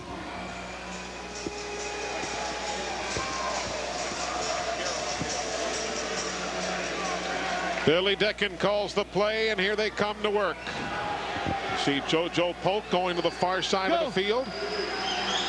Set up. He pumps and throws, and that one crossed up Joe Douglas. Douglas stopped, and Billy Dickon is just not real pleased with himself or with Douglas or with somebody. I didn't know what you're going to do there. Go high bunch left. That's, again, a little lack of communication. Dickens, 6 of 15 now, 98 yards. 370 wing sail follow. On, ready. Okay. They're going to run a sail route with the wing. He's going to go up the sideline. The fullback will hopefully follow. Go. Set up. There's the out pattern. Douglas makes the grab and gets taken down by JoJo Polk at the 16-yard line. They're running the routes that, depending upon the coverage, Joe Douglas has to make a decision on what he's going to do. And in a couple of on that out route, Billy Dicken and Joe Douglas were on the same page. But on a couple of patterns today, Billy Dicken didn't know if Joe was going to break the pattern off or if Joe was going to continue the pattern downfield. That's the second time we've seen a ball overthrown, thrown deep, expecting a long pattern out of Joe Douglas. But understand, Dicken and Douglas have completed together some 102 passes this year for 1,300+ yards. Uh-oh, Corey Mayfield came charging over top of Joe Wiley, or at least over top of Jim Stiebel, I should say. That should be an offside penalty, also a personal foul penalty, because he really continued on once he heard the whistle. Encroachment number 91 on the defense. 5-yard penalty, still first down. Just the one flag on Corey. Here's the nose tackle with the ball right in front of him. Decides he's going to go off sides, and he's going to make Stiebel pay for it. Mayfield has played with the Tampa Bay Bucks, the San Francisco 49ers, the Jacksonville Jaguars. He is #1 all-time in sacks for the Grand Rapids franchise. Also played in NFL Europe with the Barcelona Dragons. Go. Set up. Douglas in motion. They go his way, but that was not at all a good pass, and he was behind Polk. Had they been able to lay the football in there, that would have been a touchdown. Billy Dicken recognizes Joe Douglas is going to be open in the corner, doesn't set his feet, just fires off the roll, throws the ball high, and one of the fans comes down with a reception, but not the guy not Joe Douglas, who was the intended receiver. But the pass rush is really throwing Dickens' timing off. There they weren't on top of him, but he was fearing that they'd be busted through, that he had to unload in a hurry. Yeah, the fact that the pressure's been consistent all day is on Billy Dickens' mind. Joe Douglas with 136 total yards. He hasn't been able to find his other wide receivers. Anthony Hutch, I think, was guilty that time, number 82. But now Chicago is saying it ought to go against Grand Rapids. But of course, what the players think doesn't matter. It's the guys in stripes led by Tom McCabe. Corey says it wasn't me. Prior to the snap, delay of game, disconcerting signals on the defense, number 91. 5-yard penalty makes it a first down. Oh, Corey, you are disconcerting. Yes, he's barking signals. Might be communicating with his own people, but he's barking signals out like the offensive line barks out. Probably a hut or a couple huts in there, causing him to. You would never have done that when you played on the defensive line, would you have? Not on purpose. I just threw a little mud on the ball every blue moon, trying to get it a little slick. Is that what you did? The offensive lineman used to hate grabbing my jersey because I always had silicone on there, and they had to grab the ball and snap the ball afterwards. Caused problems for them. They set up the screen and nothing's there. I mean, this is getting kind of ugly. It's getting repetitive. Yeah. And the screen was there. McGurdy was open, but he's got to have the patience to find McGurdy. McGurdy's there behind Hankton. You just got to have the patience to find him. Watch the play again. McGurdy is 33 in white. And McGurdy's going to follow the tight end right out on the screen pass. They're supposed to let the guys through. There he is, wide open. Goodness. And he feels the pressure, but you know the pressure's coming on a screen pass. You got to be patient. You've got to eyeball him, and you've got to get the ball to McGurdy on that play. Especially a screen pass, because you're going to let the guys rush through. You're going to let the defenders through. From the 6 of Grand Rapids, there's a strike, and it's dropped by Douglas. My goodness, with a flag on the play. But Douglas was at the goal line. It's going to be a hold. McGurdy dragged down Chris Avery. And McGurdy is the guilty party.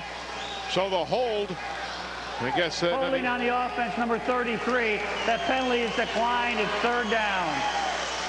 That's the 11th flag, but that one is declined. So the count goes back to 10. There it is, I guess. Avery throws the rip move right under McGurty. And then he takes his arms up. I like how they do that. After he dragged him down and knew he was going down, McGurty says, not me, I didn't do anything, I'm innocent. He just lost his footing. The official on the spot sees the hold, he makes the call. 1 of 3 in third down conversions today is Chicago. Look out! Dickon is intercepted. He should never let it go.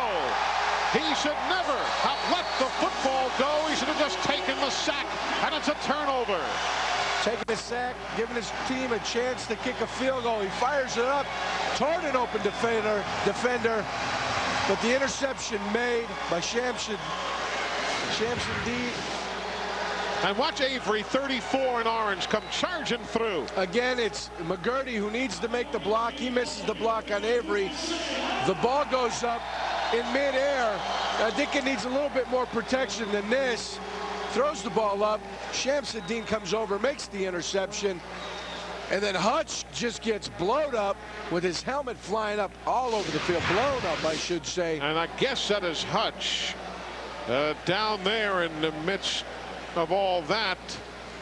His helmet popped off, then he got hit again in the facial area with another helmet. I'm trying to look down there and see who we don't see. I don't see Ed Sissom, and I don't see Hutch, 2 Chicago players. I'm just doing a quick, I see Sissom now. So apparently Hutch is the lone injured player. But you're right, there were body parts flying, helmets going in every which direction. Anytime there's an interception, you put your head on a swivel because you know the defender's coming to give you a shot. Well, there's big Anthony Hutch. Good to see he's okay. We're back with more from Grand Rapids after this. You see, that's what happens when you listen to Yurko doing a telecast all day. You got to sit down and put ice on your head. Jamie McGurty is okay. That's him, 33 in white. Watch this. There goes Hutch's helmet. There goes McGurty. And McGurty was down for the longest time. But he and Hutch both gone to the bench. But it's been that kind of a day at the office. McGurty finally hit somebody. It's too bad it was his own player because he missed the block on Avery. And Avery was at Dickon's feet when Dickens threw the interception. We'll check in with Jill for an official update here in a second from down near the bench. Go! But here's Dalzell from the 5. Looking long. Overthrows the intended receiver, Terrell Shaw, but he gets bumped on the way. And it'll be Cedric Walker guilty of the bump. It will be flag number 11 of the day on Chicago. Cedric Walker's going with the hand over the head. He's saying, hey, that's an overthrown ball. It's uncatchable. But I don't think that argument's going to be bought by the officials. Pass interference on the defense, number 5. 10-yard penalty, automatic first down. Jill, let's go downstairs. Give us an injury update, would you? Well, Anthony Hutch and Jamie McGurty, you saw him hit pretty hard. They both got their bell rung. They're saying they both have mild concussions. They're getting ice now, but they hope both will be back in. Hutch is 6'3", 290. There's McGurty at 6'2", 250. We're going with the phone call. A big kaboom. But fortunately, they're both on the bench. But I can imagine what that feels like. And Hutch didn't have his helmet on when he got struck. That's true. The helmet had already gone flying. That's a big impact. So after the Hassan Shamsuddin interception, there's the give to Chris Ryan, who is busted up by Ed Sissom, number 30 in white. Took the corner away nicely for the Chicago Rush. We're in the third quarter if you're just joining us. Eli Gold, John Yurkovich, Jill Arrington. Our TNN Sports crew bringing you the final game of the quarterfinal round of the Arena Football League playoffs already this weekend. We have seen wins by Nashville, San Jose, and Indiana just blowing the Tampa Bay Storm out of the water today, 68-31. Dalzell sees everybody covered and did not see Fernell Hankton. He did not see Hankton coming in. It'll be the first sack of the day, the third sack of the year for Fernell Hankton. Dalzell started to roll right, felt himself get a little bit of of room. Here he is on the perimeter. He's going to beat Corey Mayfield one-on-one with a nice swim move over the top. And look at the way he closes once he beats Mayfield. He eats up territory and he eats up the ground. He goes for the swat, trying to cause the fumble. Dalzell with enough presence to get the ball tucked in and not fumble the ball away. And when you're the guy protecting your quarterback's blind side and that happens, you got to feel about that big. And it's hard for him to feel that big. Being that big. Here's Michael Baker. One of the infrequent catches for him today. Only his second of the afternoon. Still shy of first down yardage. Dale Koshelski made the stop. There's Michael Baker. He and Cedric Walker were mouthing off one to the other. Couple of AFL veterans. Baker 6 years out of West Virginia. Walker 5 years out of Stephen F. Austin. So now the field goal attempt of 51 yards by Brian Goins. He has hit a 56-yarder this year. Actually, he's 3 of 11 in kicks over 50 yards. That one is going down Broadway. 51 yards for Brian Goins. Add 3 more for Grand Rapids. His 4th field goal of the year of more than 50 yards. That will cap off a 3-play, 7-yard drive in 2 minutes, 58 seconds as the league's #1 seed pads the lead. We are back here at the Van Andel Arena. A beautiful day in Grand Rapids, but they've come indoors, nearly packing the house today. Super crowd on hand. There's Joe Douglas. He has really been held in check today. Normally averaging 19 yards per kick return. Hasn't had that many today. There's one off the metal twice, and it's a live football. Then the ball by itself bounces out of bounds. It is going to be Chicago ball coming out from the 5. You know, Jill, it's amazing. Only a year ago, we were watching this guy, Billy Dicken, toil in the AF2 championship game. You're absolutely right. Let's take a look back at that. A year ago at this time, quarterback Billy Dicken was toiling for the Quad City Steamwheelers of the AF2. You see him here in the title game against the Tennessee Valley. Dicken led Quad Cities to a 19-0 record. Then he scored that clinching touchdown in the Arena Cup game. Oh, and then ran over a cheerleader. Dicken helped raise the cup, and that performance in the AF2 helped raise his career. He's now leading the Chicago Rush in the AFL. He's done well, has the rookie out of Purdue. There are his numbers today, though. Not as spectacular as he'd like, plus those 2 interceptions, one by JoJo Polk and one by Hassan Shamsuddin. Pressure has gotten to Billy Dicken today. Even when there's not pressure, he can feel the pocket just crushing around him. He's thrown some balls up a little bit too early before your wide receiver breaks. It's caused problems for his offense, and his offense has been ineffective. While they fixed the change here, you know, Jill was talking about the AF2 championship game last year with Billy Dicken. Remember, this coming Friday, we are right back at the Mark in Quad Cities in Moline, Illinois, to be exact. The AF2 championship game, the Richmond Speed. They were winners last night over the Tennessee Valley Vipers, and they'll take on the Quad City Steamwheelers. They beat the Carolina Rhinos last night. So Friday night at 8 o'clock Eastern and 8 o'clock Pacific on the West Coast, the champion of the AF2 will be crowned right here on TNN. And again, Yurko, you weren't with us last year on our trip to the Mark, but it's a great building, great atmosphere. The people there just love arena football. They've turned out over the years in great numbers, so it should be a lot of fun. The big AF2 banquet is there next Thursday night, and our telecast on Friday. That's 7 o'clock local time there, 8 o'clock. Do you know what the Quad Cities are? Being Quad that there Cities, are 4 of them. I'm going to say East Moline. No, well, Moline, I'll give you that one. Okay, let's go Moline. How about Bettendorf, Iowa? Uh-huh. I'm going to say, after that, I'm pretty much done. Davenport, Iowa. Davenport, yes. And Rock Island. That's right. Rock Island, Alaman, I believe, is a high school out there. There you go. The Quad Cities will be in all 4 of them, or some semblance thereof, next week. Hope you can join us right here on TNN. Here's Billy Dicken. Quick release. Cornelius Bonner goes nowhere. So they get things released quickly on the flanker screen. It's going to be the first catch for Cornelius Bonner today, but it really goes nowhere. It goes for naught. The blocking by the wide receivers hasn't been exceptional. Anthony Ladd, Joe Douglas have to make their blocks to spring Bonner. Those blocks weren't made. Trying to take the pressure off Billy Dicken by running some quick routes. They're expecting the wide receivers to run after the catch. That just hasn't happened. The center is Marcus. Go. Set hot. McKenzie. There's a throw behind Cornelius Bonner. Let's kind of eavesdrop on Billy Dicken here. I mean, he's getting a little frustrated, I think. Maybe not. Wing zoom. So 60 sting wing dig. I would be frustrated, but maybe as a pro quarterback, that doesn't Straight frustrate left, you wing yet. zoom.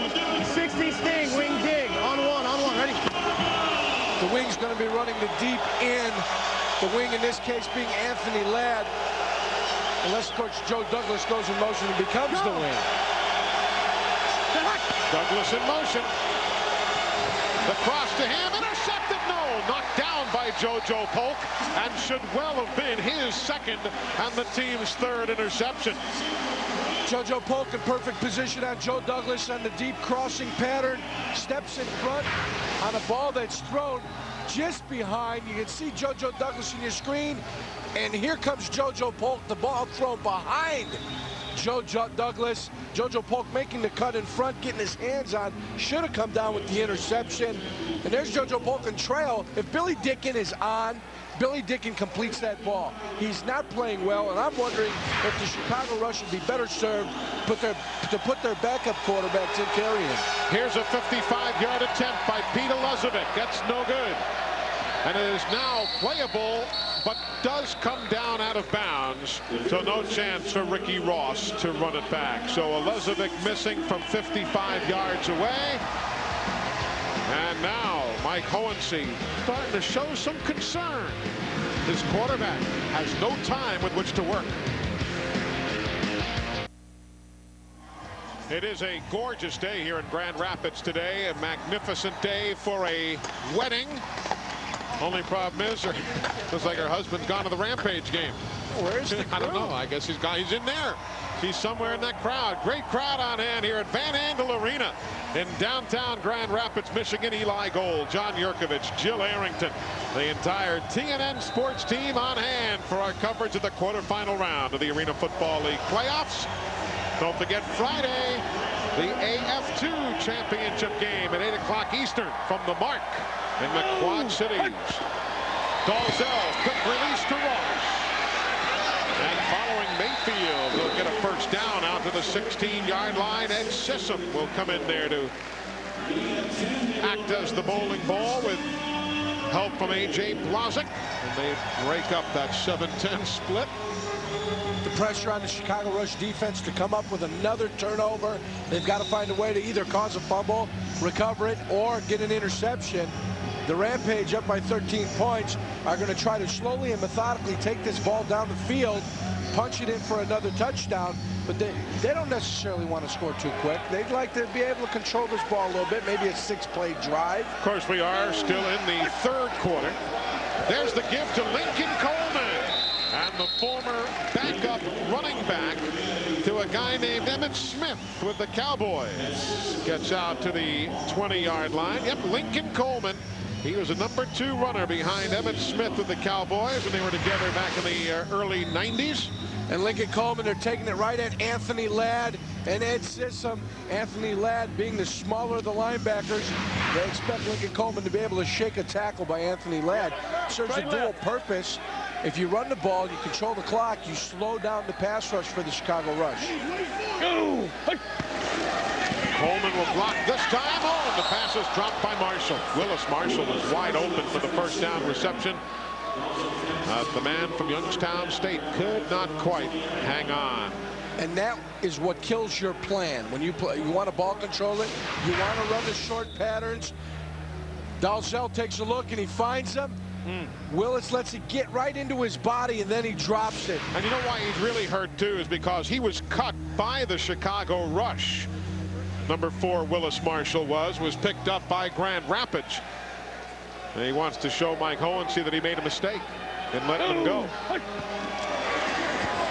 Again, the quick drop. There's Willis Marshall. Spins away. And he says, take that, Mike Hohensee. Inside the 5 to the 4-yard line. Cornelius Bonner on the missed tackle.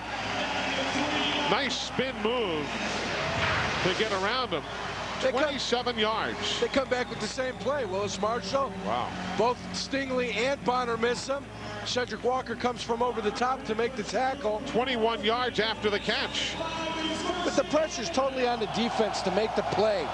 They've got to gamble. They've got to go in and make something happen. Cedric Bonner has to be able to come in and wrap. Stingley giving him 10 yards of cushion, trying to break up and make the play. You know, I think Bonner almost punched Stingley out of the way. He ended up moving him out of the way with his body after he had missed the tackle. Almost shielding him, setting a pick. Look at the clock. They have to take timeout. Timeout. Because they were about to be hit with a 5-yard penalty. You know, do we make too much about that when a guy gets cut by one team and picked up and he comes back to play? I mean, you were a free agent when you moved from the different franchises in the NFL. You weren't involved in trades. But do these guys, do they remain in their mind that they, hey, this is the guy who cut me and I want to show him that he made a mistake? Well, I was never involved in any trades, but I was released from the Miami Dolphins. I was released from the Green Bay Packers and picked up. That first time I played against the Miami Dolphins, I was very excited to play against them. Sure. Dan Marino, all the guys, very motivated, had a good game, but it's a motivating factor. Guys got to find ways to get motivated when they play football. Part of that is putting a chip on your shoulder against former teammates and ex-team and going out there and saying, hey, listen, you guys made a mistake. I'm a good, solid player. I can help this team win. You know, Yurko, one thing you have taught me this year, it is better to give than receive. So if you know somebody who is a big arena football fan, we know just the place to get a perfect gift for them. ArenaFootball.com. You folks can shop for officially licensed merchandise from all the teams in and around the league and even get commemorative souvenirs celebrating this 15th anniversary season of the Arena Football League. Just log on to ArenaFootball.com and get it all. I hope you can check it out. And always remember, Eli, Christmas is right around the corner. That's true. You didn't offer me any of those French fries you brought up, though. Actually, I got a bunch of them down here for you. I'm just waiting for a break in the action. And make sure when you go on to arenafootball.com, I write a column every week that I know Jill has enjoyed reading. She's made a lot of comments about my column over the course of the last few weeks in the playoffs. She's received a lot of comments about your comments. I guess she has. Hey, I've only missed one game so far in my picks. There's Lincoln Coleman for a yard to the 2 before Marcus McKenzie stops him. I have been asked by the league in my column to pick the winners of all the playoff games. I did miss Chicago and Orlando last week. I picked Orlando, and of course Chicago goes on to win.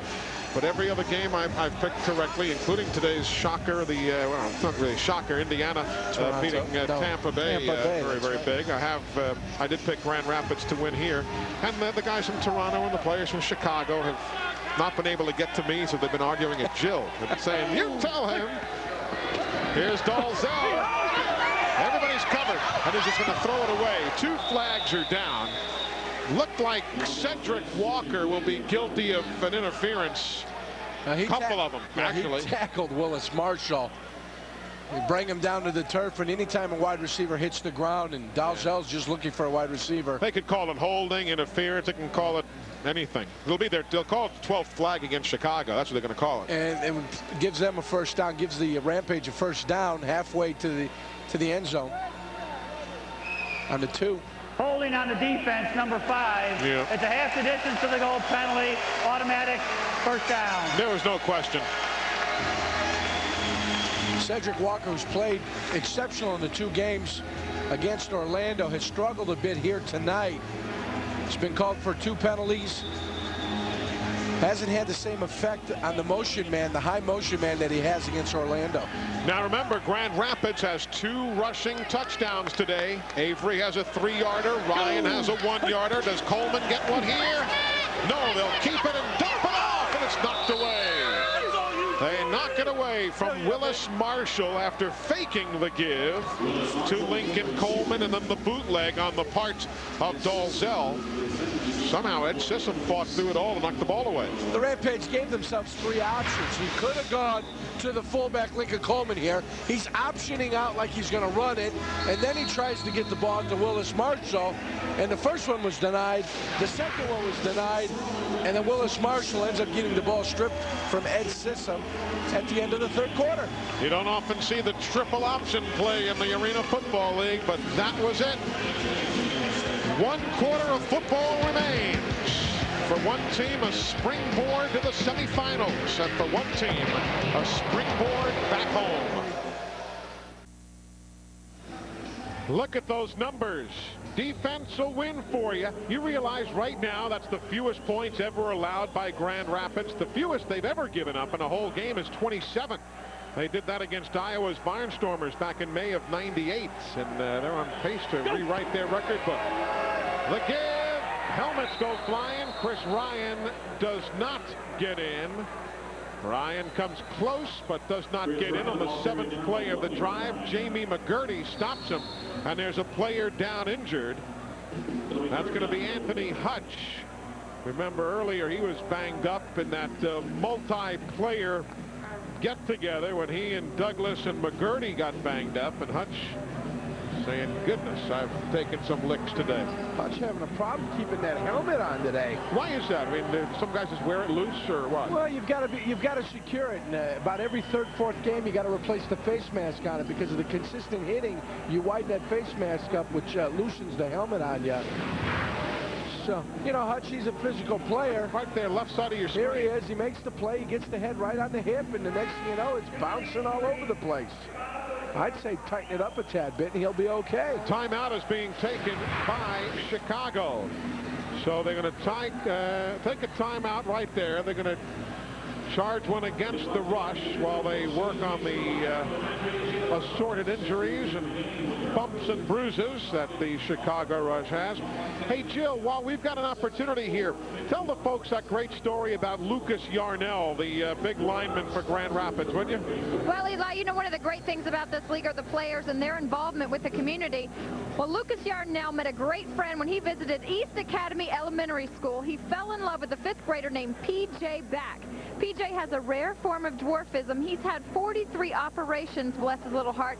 But you know what they say, he is always upbeat, and he loves football. Well, Lucas says P.J. is his hero. He promised to bring him to a game when he felt a little better, and here he is enjoying every minute of it with his whole family. Oh, that's super. That is super. Lucas Yarnell, the most successful player in the Arena Football League in the last 2 years. I'll tell you about that in a second. Ryan is the fullback. There's the give behind Ryan blocking. Willis Marshall is in for the touchdown. Burnell Hankton got blocked by Tony Bowen, then got a stomach full of Chris Ryan as he was standing up and looking. That is their 3rd rushing touchdown of the afternoon. All are impressive ones here today. 3 different guys, Avery, Ryan, and now Willis Marshall. That's Cedric Walker who's down. He's down with an injury on that run play out in the perimeter. Shocking to see him hurt on that. And here he is, Willis Marshall coming in motion. Nice lead by Chris Ryan. Yeah, there's the block on Hankton, and Hankton's 5 yards into the end zone. Not the place you want to be if you're a defensive lineman. There's the injured Cedric Walker. And they're working on that knee, too. Not a good sign. Big physical player. Tough guy. Doesn't usually go down. Doesn't like to show pain. Doesn't want the opponent to see that he's affecting him, but must have got bounced around a little bit.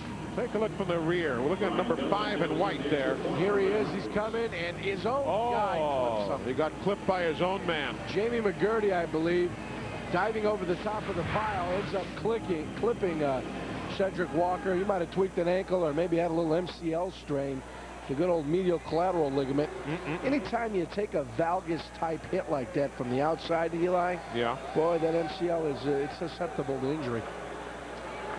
An 8-play drive for Grand Rapids, using up 45 yards, 4 minutes and 57 seconds on the clock. Now Brian Goins for the extra point. They're going to go for 2. And they lunge it forward. And Nick Crowder, the quarterback, will put it in for the 2-point conversion. And Lucas Yarnell's little buddy just loves that as the Rampage now begins to stretch out the lead on the Chicago Rush. Watch it again. It was a predetermined play from the get-go. The holder is the backup quarterback, Nick Crowder. And he's going to lunge it in for the 2-point conversion. Rampage up 35-14.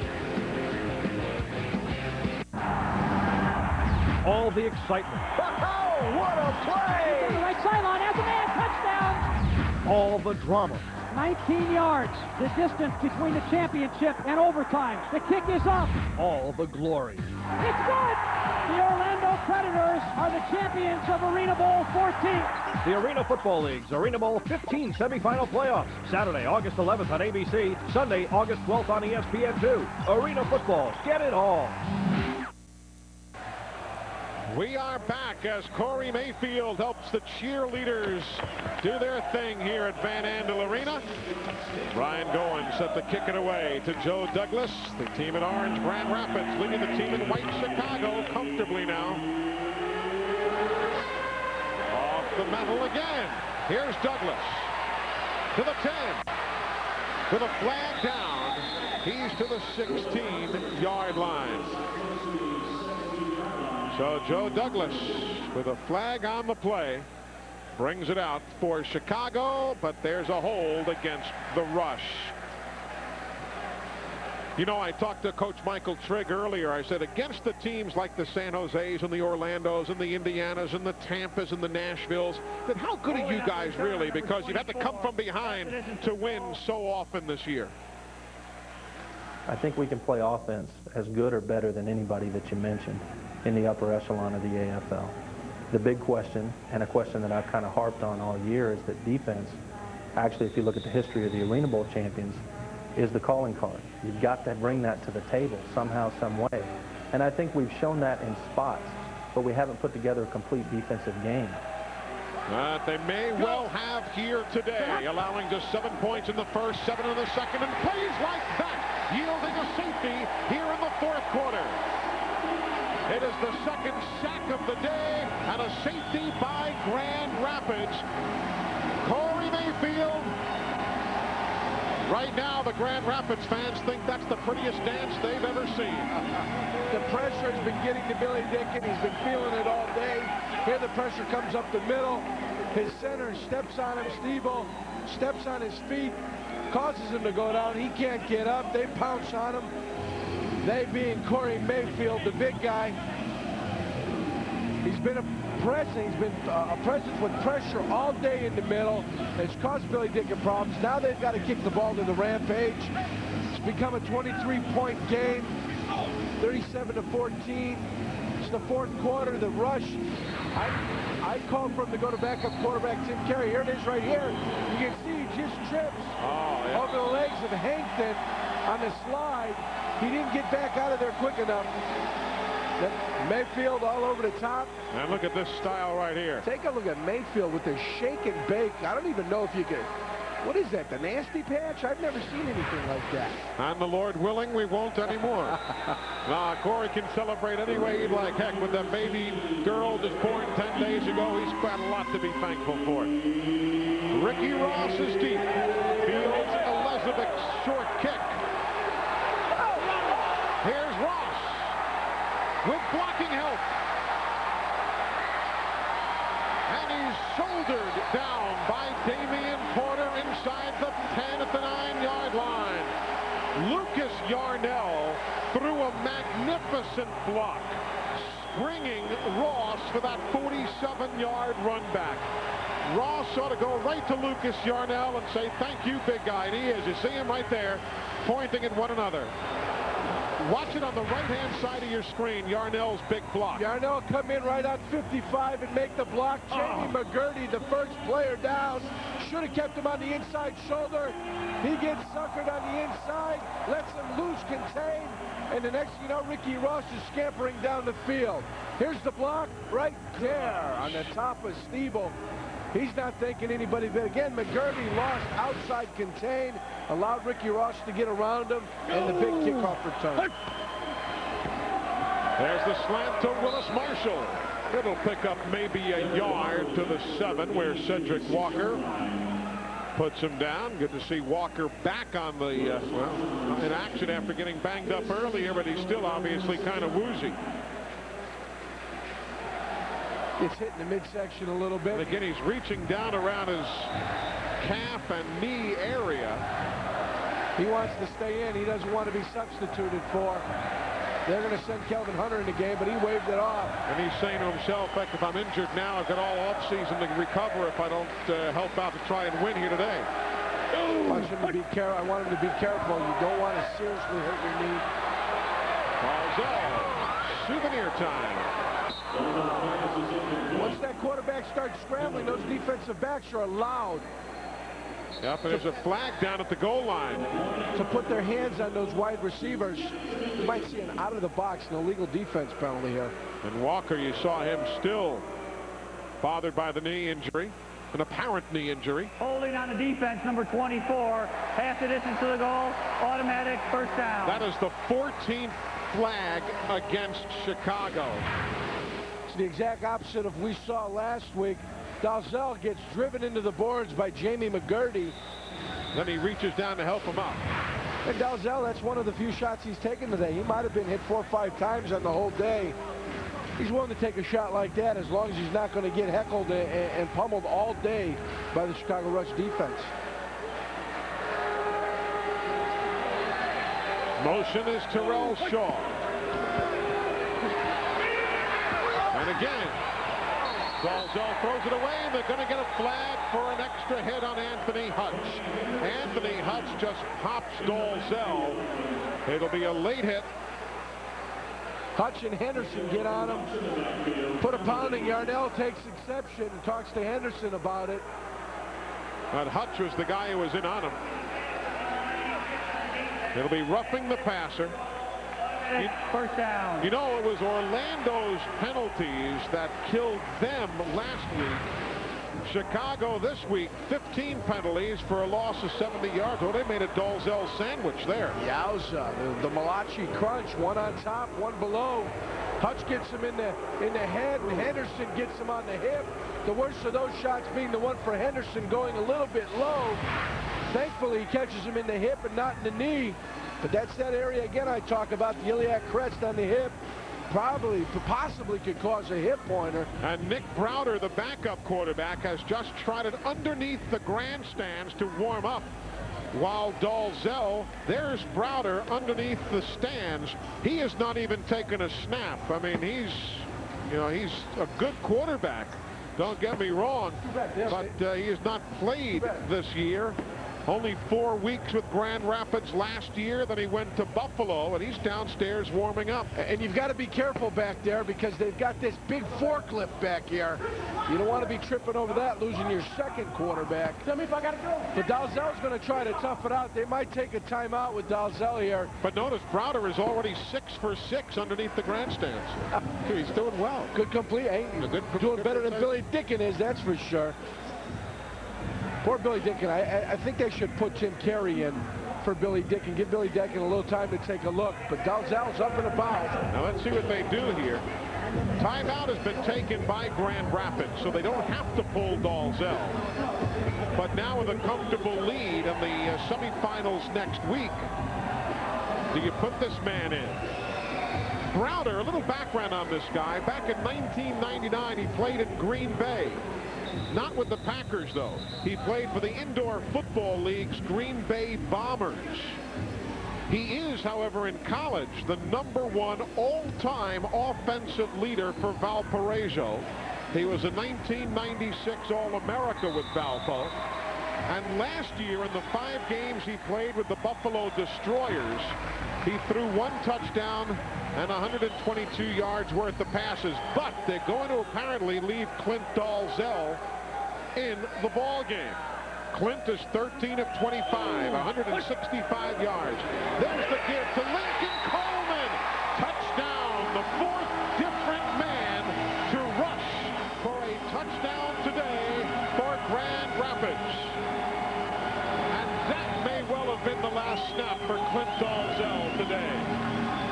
That's a big risk. Put Dalzell back in there, and I think you will see Browder come in and take the snaps from now in. Yarnell had a chance to go right up against Henderson, and he took Henderson head-on, one-on-one, put him back into the end zone, allowed him to get that touchdown. Normally, Chicago gives up a lot of yards on the ground, 23 per ball game. But today, already 52 yards of rushing and 4 rushing touchdowns for the Rampage. With Brian Goins' extra point, it's now starting to get a little ugly. 44-14. We're back in a moment. Welcome back. It's a 30-point ball game right now for Grand Rapids, the #1 seed in the league. They are trying to join San Jose, Indiana, and Nashville, the teams that have already advanced into the semifinals of the Arena Football League. Those games to be played next weekend. Brian Goins will kick this one away, and it sails out for a touchback. You know, when Jill talked to Michael Trigg before the game, as I did in our interview downstairs, I said, face it, Coach, you've never won a playoff game. Clint Dalzell, your quarterback, has never won a playoff game. This franchise has never won one. How annoying has that been? It's been brought up a number of times, and it's something I have to accept and understand why people are going to bring it up. What my response is in this, and I think Clint would probably say the same thing, this is probably the first team that both of us have been a part of where we can go toe-to-toe with anybody in the league, position by position across the board. No arguments on that. Certainly they're as good seemingly as anyone. Here's Dickin to throw underneath to Koszelski, who's out to the 13-yard line before Raphael Ball will stack him up. Isn't that amazing? Talk about your defense coming up large. Goodness. 3 quarters worth of football. And again, this is the fewest points ever allowed in the history of this Grand Rapids franchise. Granted, the game's not over. It's got a way to go. The least they've ever given up was 27. Porter can't hang on to that one as Shamsuddin helps him down. And it's pressure. Pressure on the quarterback. Pressure. They've had consistent pressure from Corey Mayfield, from Seneca Knight, from Chris Avery, Chris Ryan. Pressure's come. Lincoln Coleman's been able to get in there and put pressure on. You know, Damian Porter has caught not a single pass today. Brian Roberts, our statistician, just leans over to make sure I know that. Here's a guy, Porter, who just fell 2 touchdowns short of becoming the first league player ever to post 20 touchdowns or more and 10 interceptions or more in the same season. And he's not even caught a pass today. Everybody's covered again. And Dickin will throw that one up into the stands. It'll be intentional grounding. Now, was he in the end zone when he did it? If so, it will be a safety. When the referee throws the flag, he's marking the area where the intentional grounding takes place. He throws it 2 yards deep. If that's the case, it would be a safety. But the officials are conferring. Here's Tom McCabe, our referee. Intentional grounding on the quarterback number 7 in the end zone. The result of the play is a safety. And you saw Mike Hohensee relay that to Billy Dickin. After the play, we had a personal foul on number 81. Seneca Knight with the personal foul, roughing the quarterback, slamming him to the turf. The pressure has been unrelenting on Dickin today. And Billy Dickin, he's just in the end zone. He runs back, just fires it out of bounds. No receiver there. Nowhere near the line of scrimmage, the pass. Now he's in the end zone, and there's the grounding, and you'll see Seneca Knight just shove him. That'll be the personal foul. But watch Shamsuddin on Damian Porter. He's covered him like a blanket. He's been covered like a blanket all day. When Shamsuddin has that back turned toward Damian Porter, once he makes that flip to recognize where Porter is, they should be running a pass route just off of that. The minute he flips, they should be coming in with the deep end across the middle. They should be running the post right behind him. You know something, we're getting close to another record here. Well, we've already bypassed one. Grand Rapids' largest margin of victory in a home game has only been 21 points, and right now they're up 46-14. The onside kick attempt. Flags are on the play. The ball didn't go the distance, and it's covered by Grand Rapids. It looked to me as though a Chicago player might have touched the football before it went the appointed distance. But nevertheless, JoJo Polk will recover the football. But yeah, Grand Rapids' largest margin of victory at home has been only 21 points. They've done that twice, and they've eclipsed that today. Their biggest victory ever was 36 points. Illegal touching on the kicking team, number 18. The ball will be placed at the spot of the foul. Then we'll administer the 10-yard penalty. On the last play, it'll be first down. That last play penalty was the one on Seneca Knight for pushing Dick in after the safety. But indeed, Anthony Ladd did touch the football before it went the 10 yards on that kick. Take a look at what the umpires saw. Paul King had this view. And the receiving team can touch the ball before 10. But not the team that kicked it. Yeah, not the kickoff team. And there's Anthony Ladd clearly at about 8 yards, gets up in the air and touches the ball, which is an illegal touch. And then after the Seneca Knight penalty, Nick Browder is in. The third-year AFL veteran with limited playing time out of Valparaiso. He is a substitute teacher in the off-season. And he's going to let Clint Dalzell rest up for the semifinals. So the way it is looking right now, Grand Rapids and Nashville would host games next weekend, with San Jose and Indiana as the teams to travel. There's Nick Browder in for Dalzell. They're working on Dalzell's hip and on his knee. He's just kind of been banged up. Now there's a question along the near side. The officials are talking about some substitutions. There's the referee, Tom McCabe, discussing and making sure that nobody has left the game and re-entered in the same quarter. Grand Rapids is now the defensive specialist. And they're going to say that Raphael Ball is now the legal defensive specialist for the Grand Rapids Rampage. Ball, a former Grand Rapids player, went to Milwaukee and now has returned. So let's see what Nick Browder can do. This will be his first. Nothing there. He hands off to Chris Avery, but everybody had jumped on that Grand Rapids offense. This has got to be a little different. The cadence is new, the new quarterback, a new First sound. snap, ball start, number 81 on the offense. 5-yard penalty, still first down. Sixth flag on Grand Rapids. Seneca Knight with the illegal motion, and it is difficult for the players after you get used to listening to Dalzell's voice, Dalzell's rhythm, to get Browder in there and all of a sudden have to click on all cylinders like you have been the whole game. But the guys, it'll take them a couple plays to adjust, but they'll be able to make the adjustment.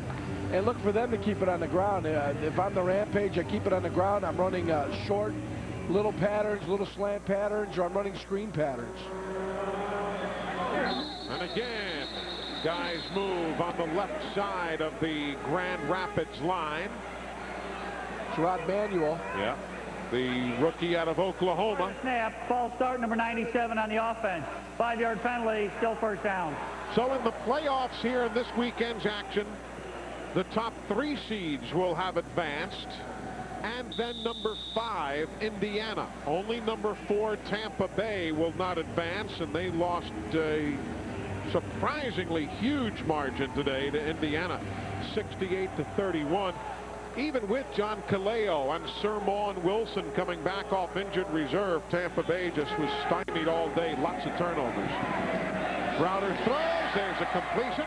His first of the year. And inside the 15 is Demo Odoms down to the 14-yard line. So Nick Browder's first completion of the year. Again, last year with Buffalo, he had 122 yards passing and 1 touchdown. Browder getting pressure from Klein Hesselink. Finally seeing some pressure out of the Chicago rush. Klein Hesselink hasn't been a factor all day.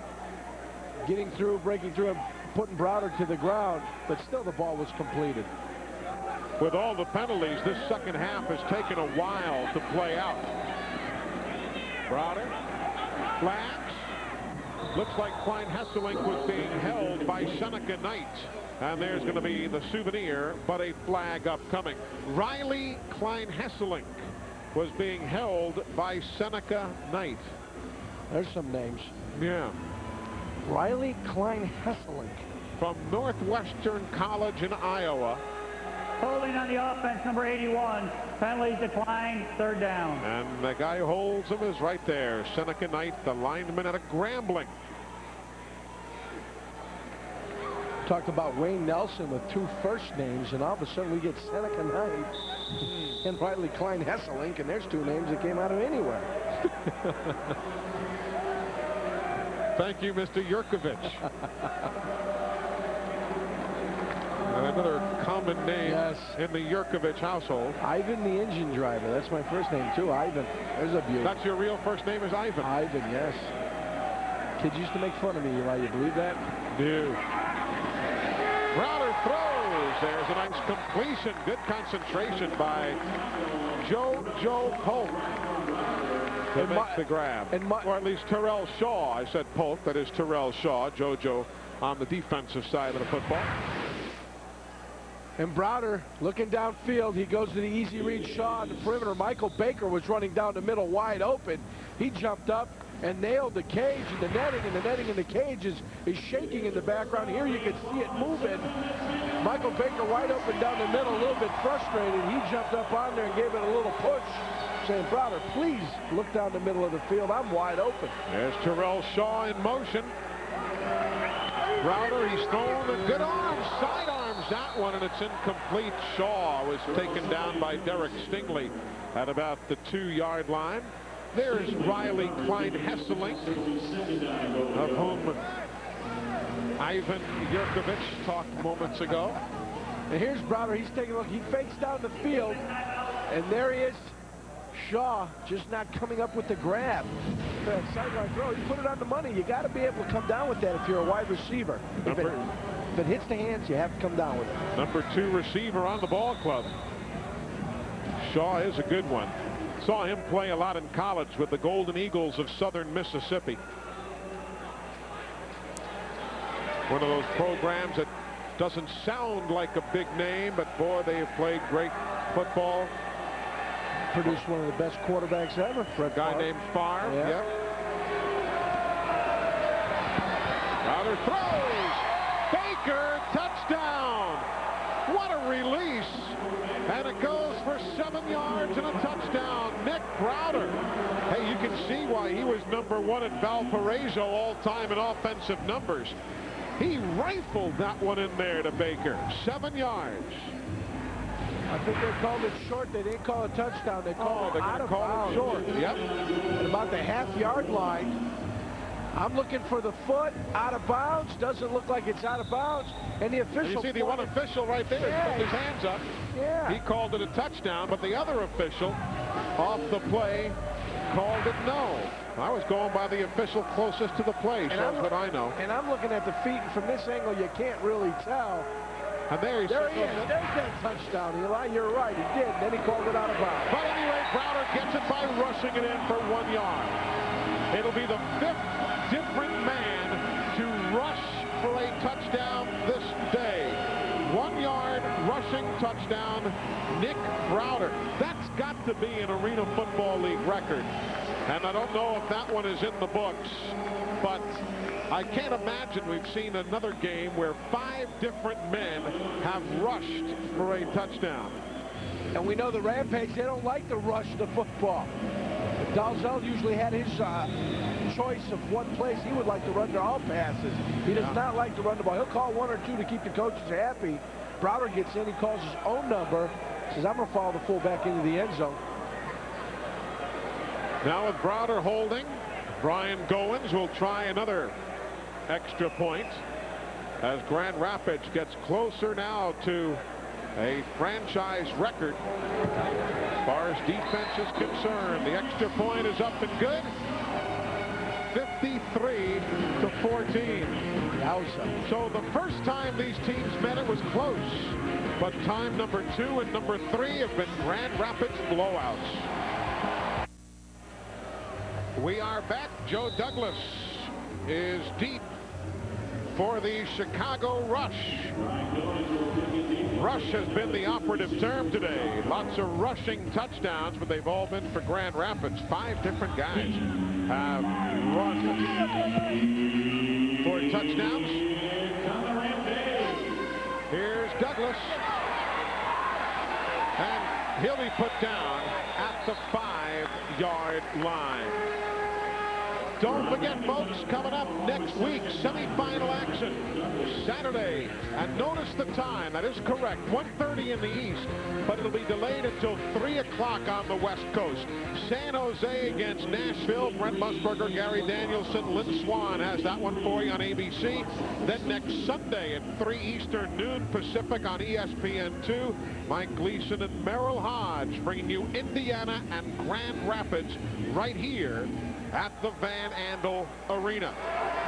New quarterback Tim Carey is in for Chicago. There's a completion across the middle as he finds Anthony Ladd. Now, if you're curious how these semifinals will look, San Jose has already defeated Nashville this year, 58-57. That game, though, to be played in Nashville. Grand Rapids has twice defeated Indiana. And that game is going to be here, but they have been fairly close. A 1-pointer and a 6-pointer. So we'll see whether they can do what they've done to Chicago. Indiana's where they played today. Wonder if Mike Daly and the boys used up all their luck today. And I think Phil Yaw and Eddie Brown will be able to give these guys a better game. The turnovers, though, were huge. Yarnell and a few others jumped. Joe Wiley moved also. There's a long pass intercepted. Shamsuddin brings it out of the end zone to the 4. It'll be the second interception of the day for Shamsuddin if it stands. But it looked like it was Grand Rapids guys who jumped. We'll listen.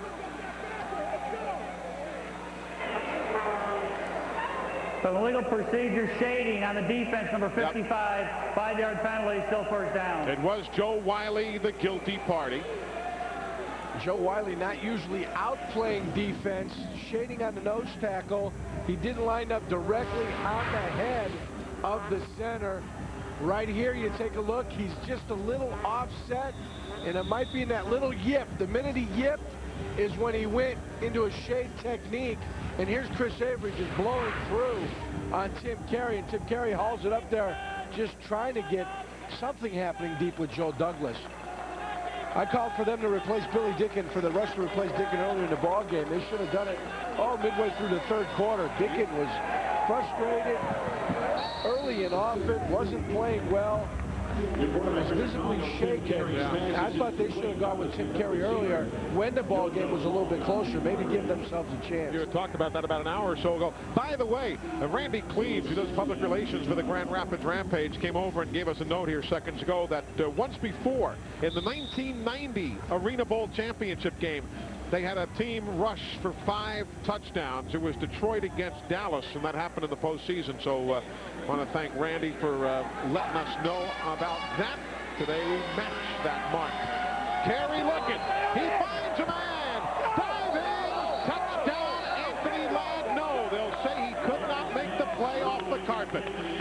Carey led Anthony Ladd, and he could not make the grab.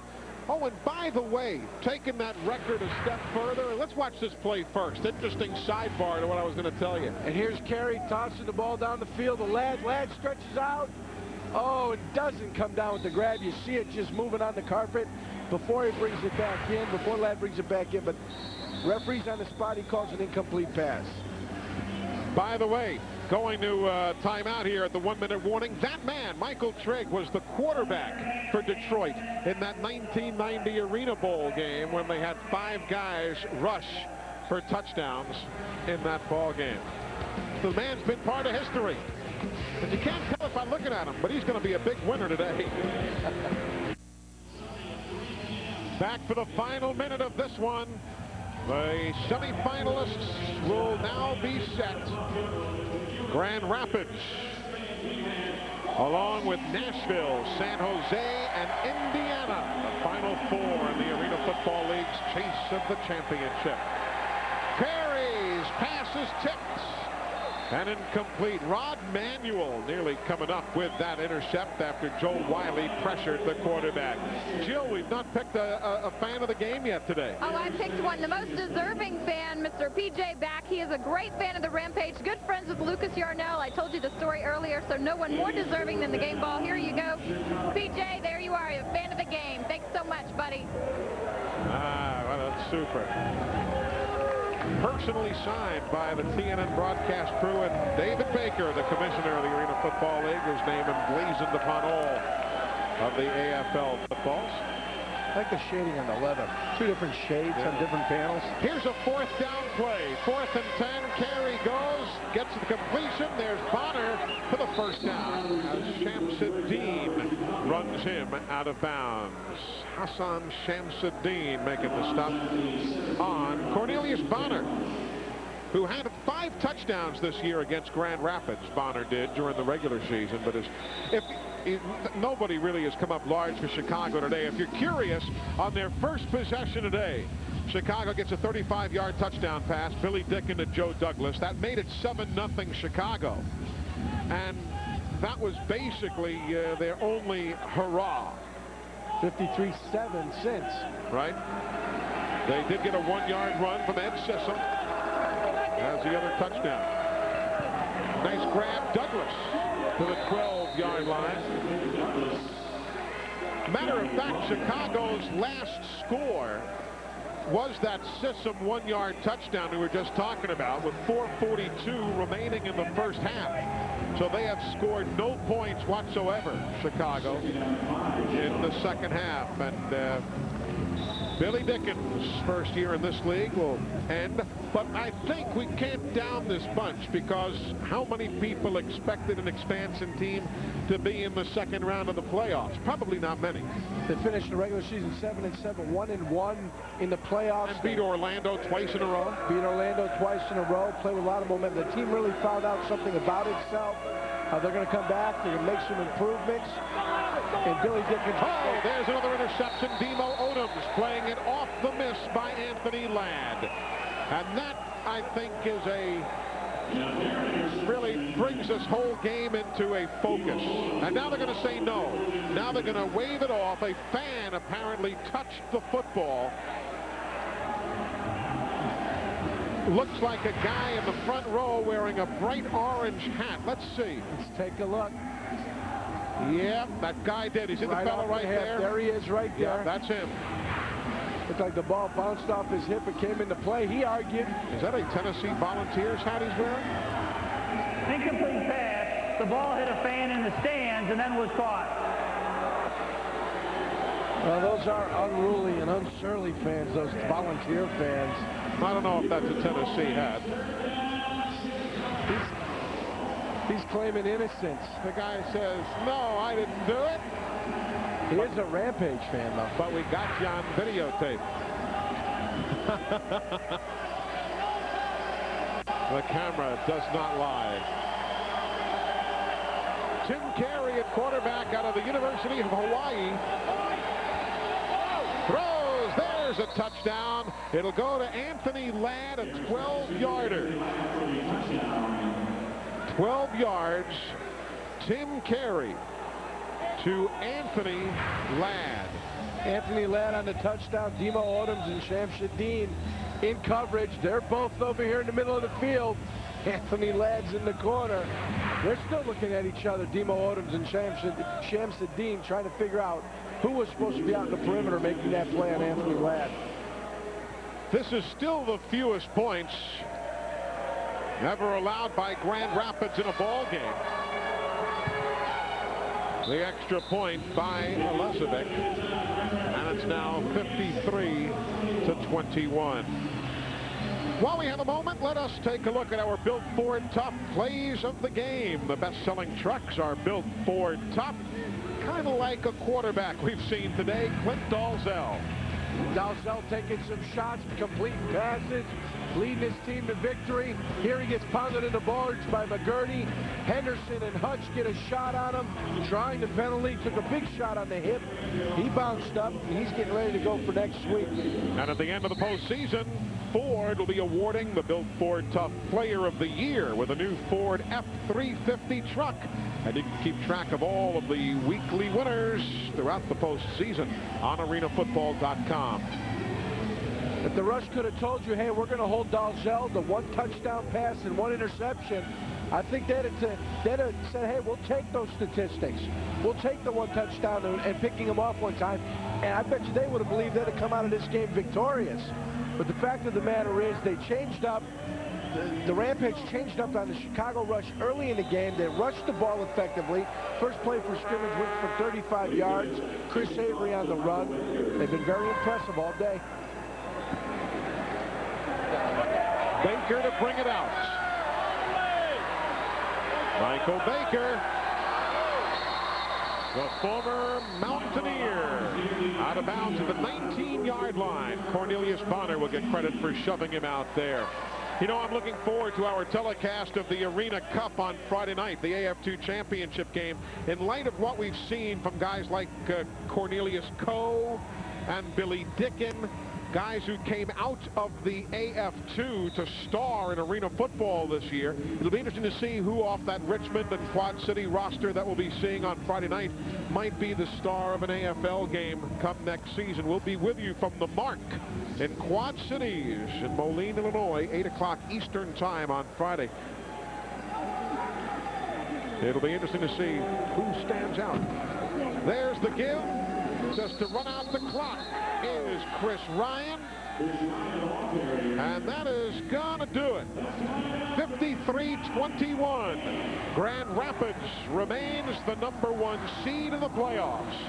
They will host here next weekend while Chicago's Rush season ends after a fine run into the postseason. First playoff win for Coach Trigg. The first for the franchise. And we'll be back to wrap it up from Van Andel Arena in Grand Rapids, Michigan. The Rampage win. We're back in a moment.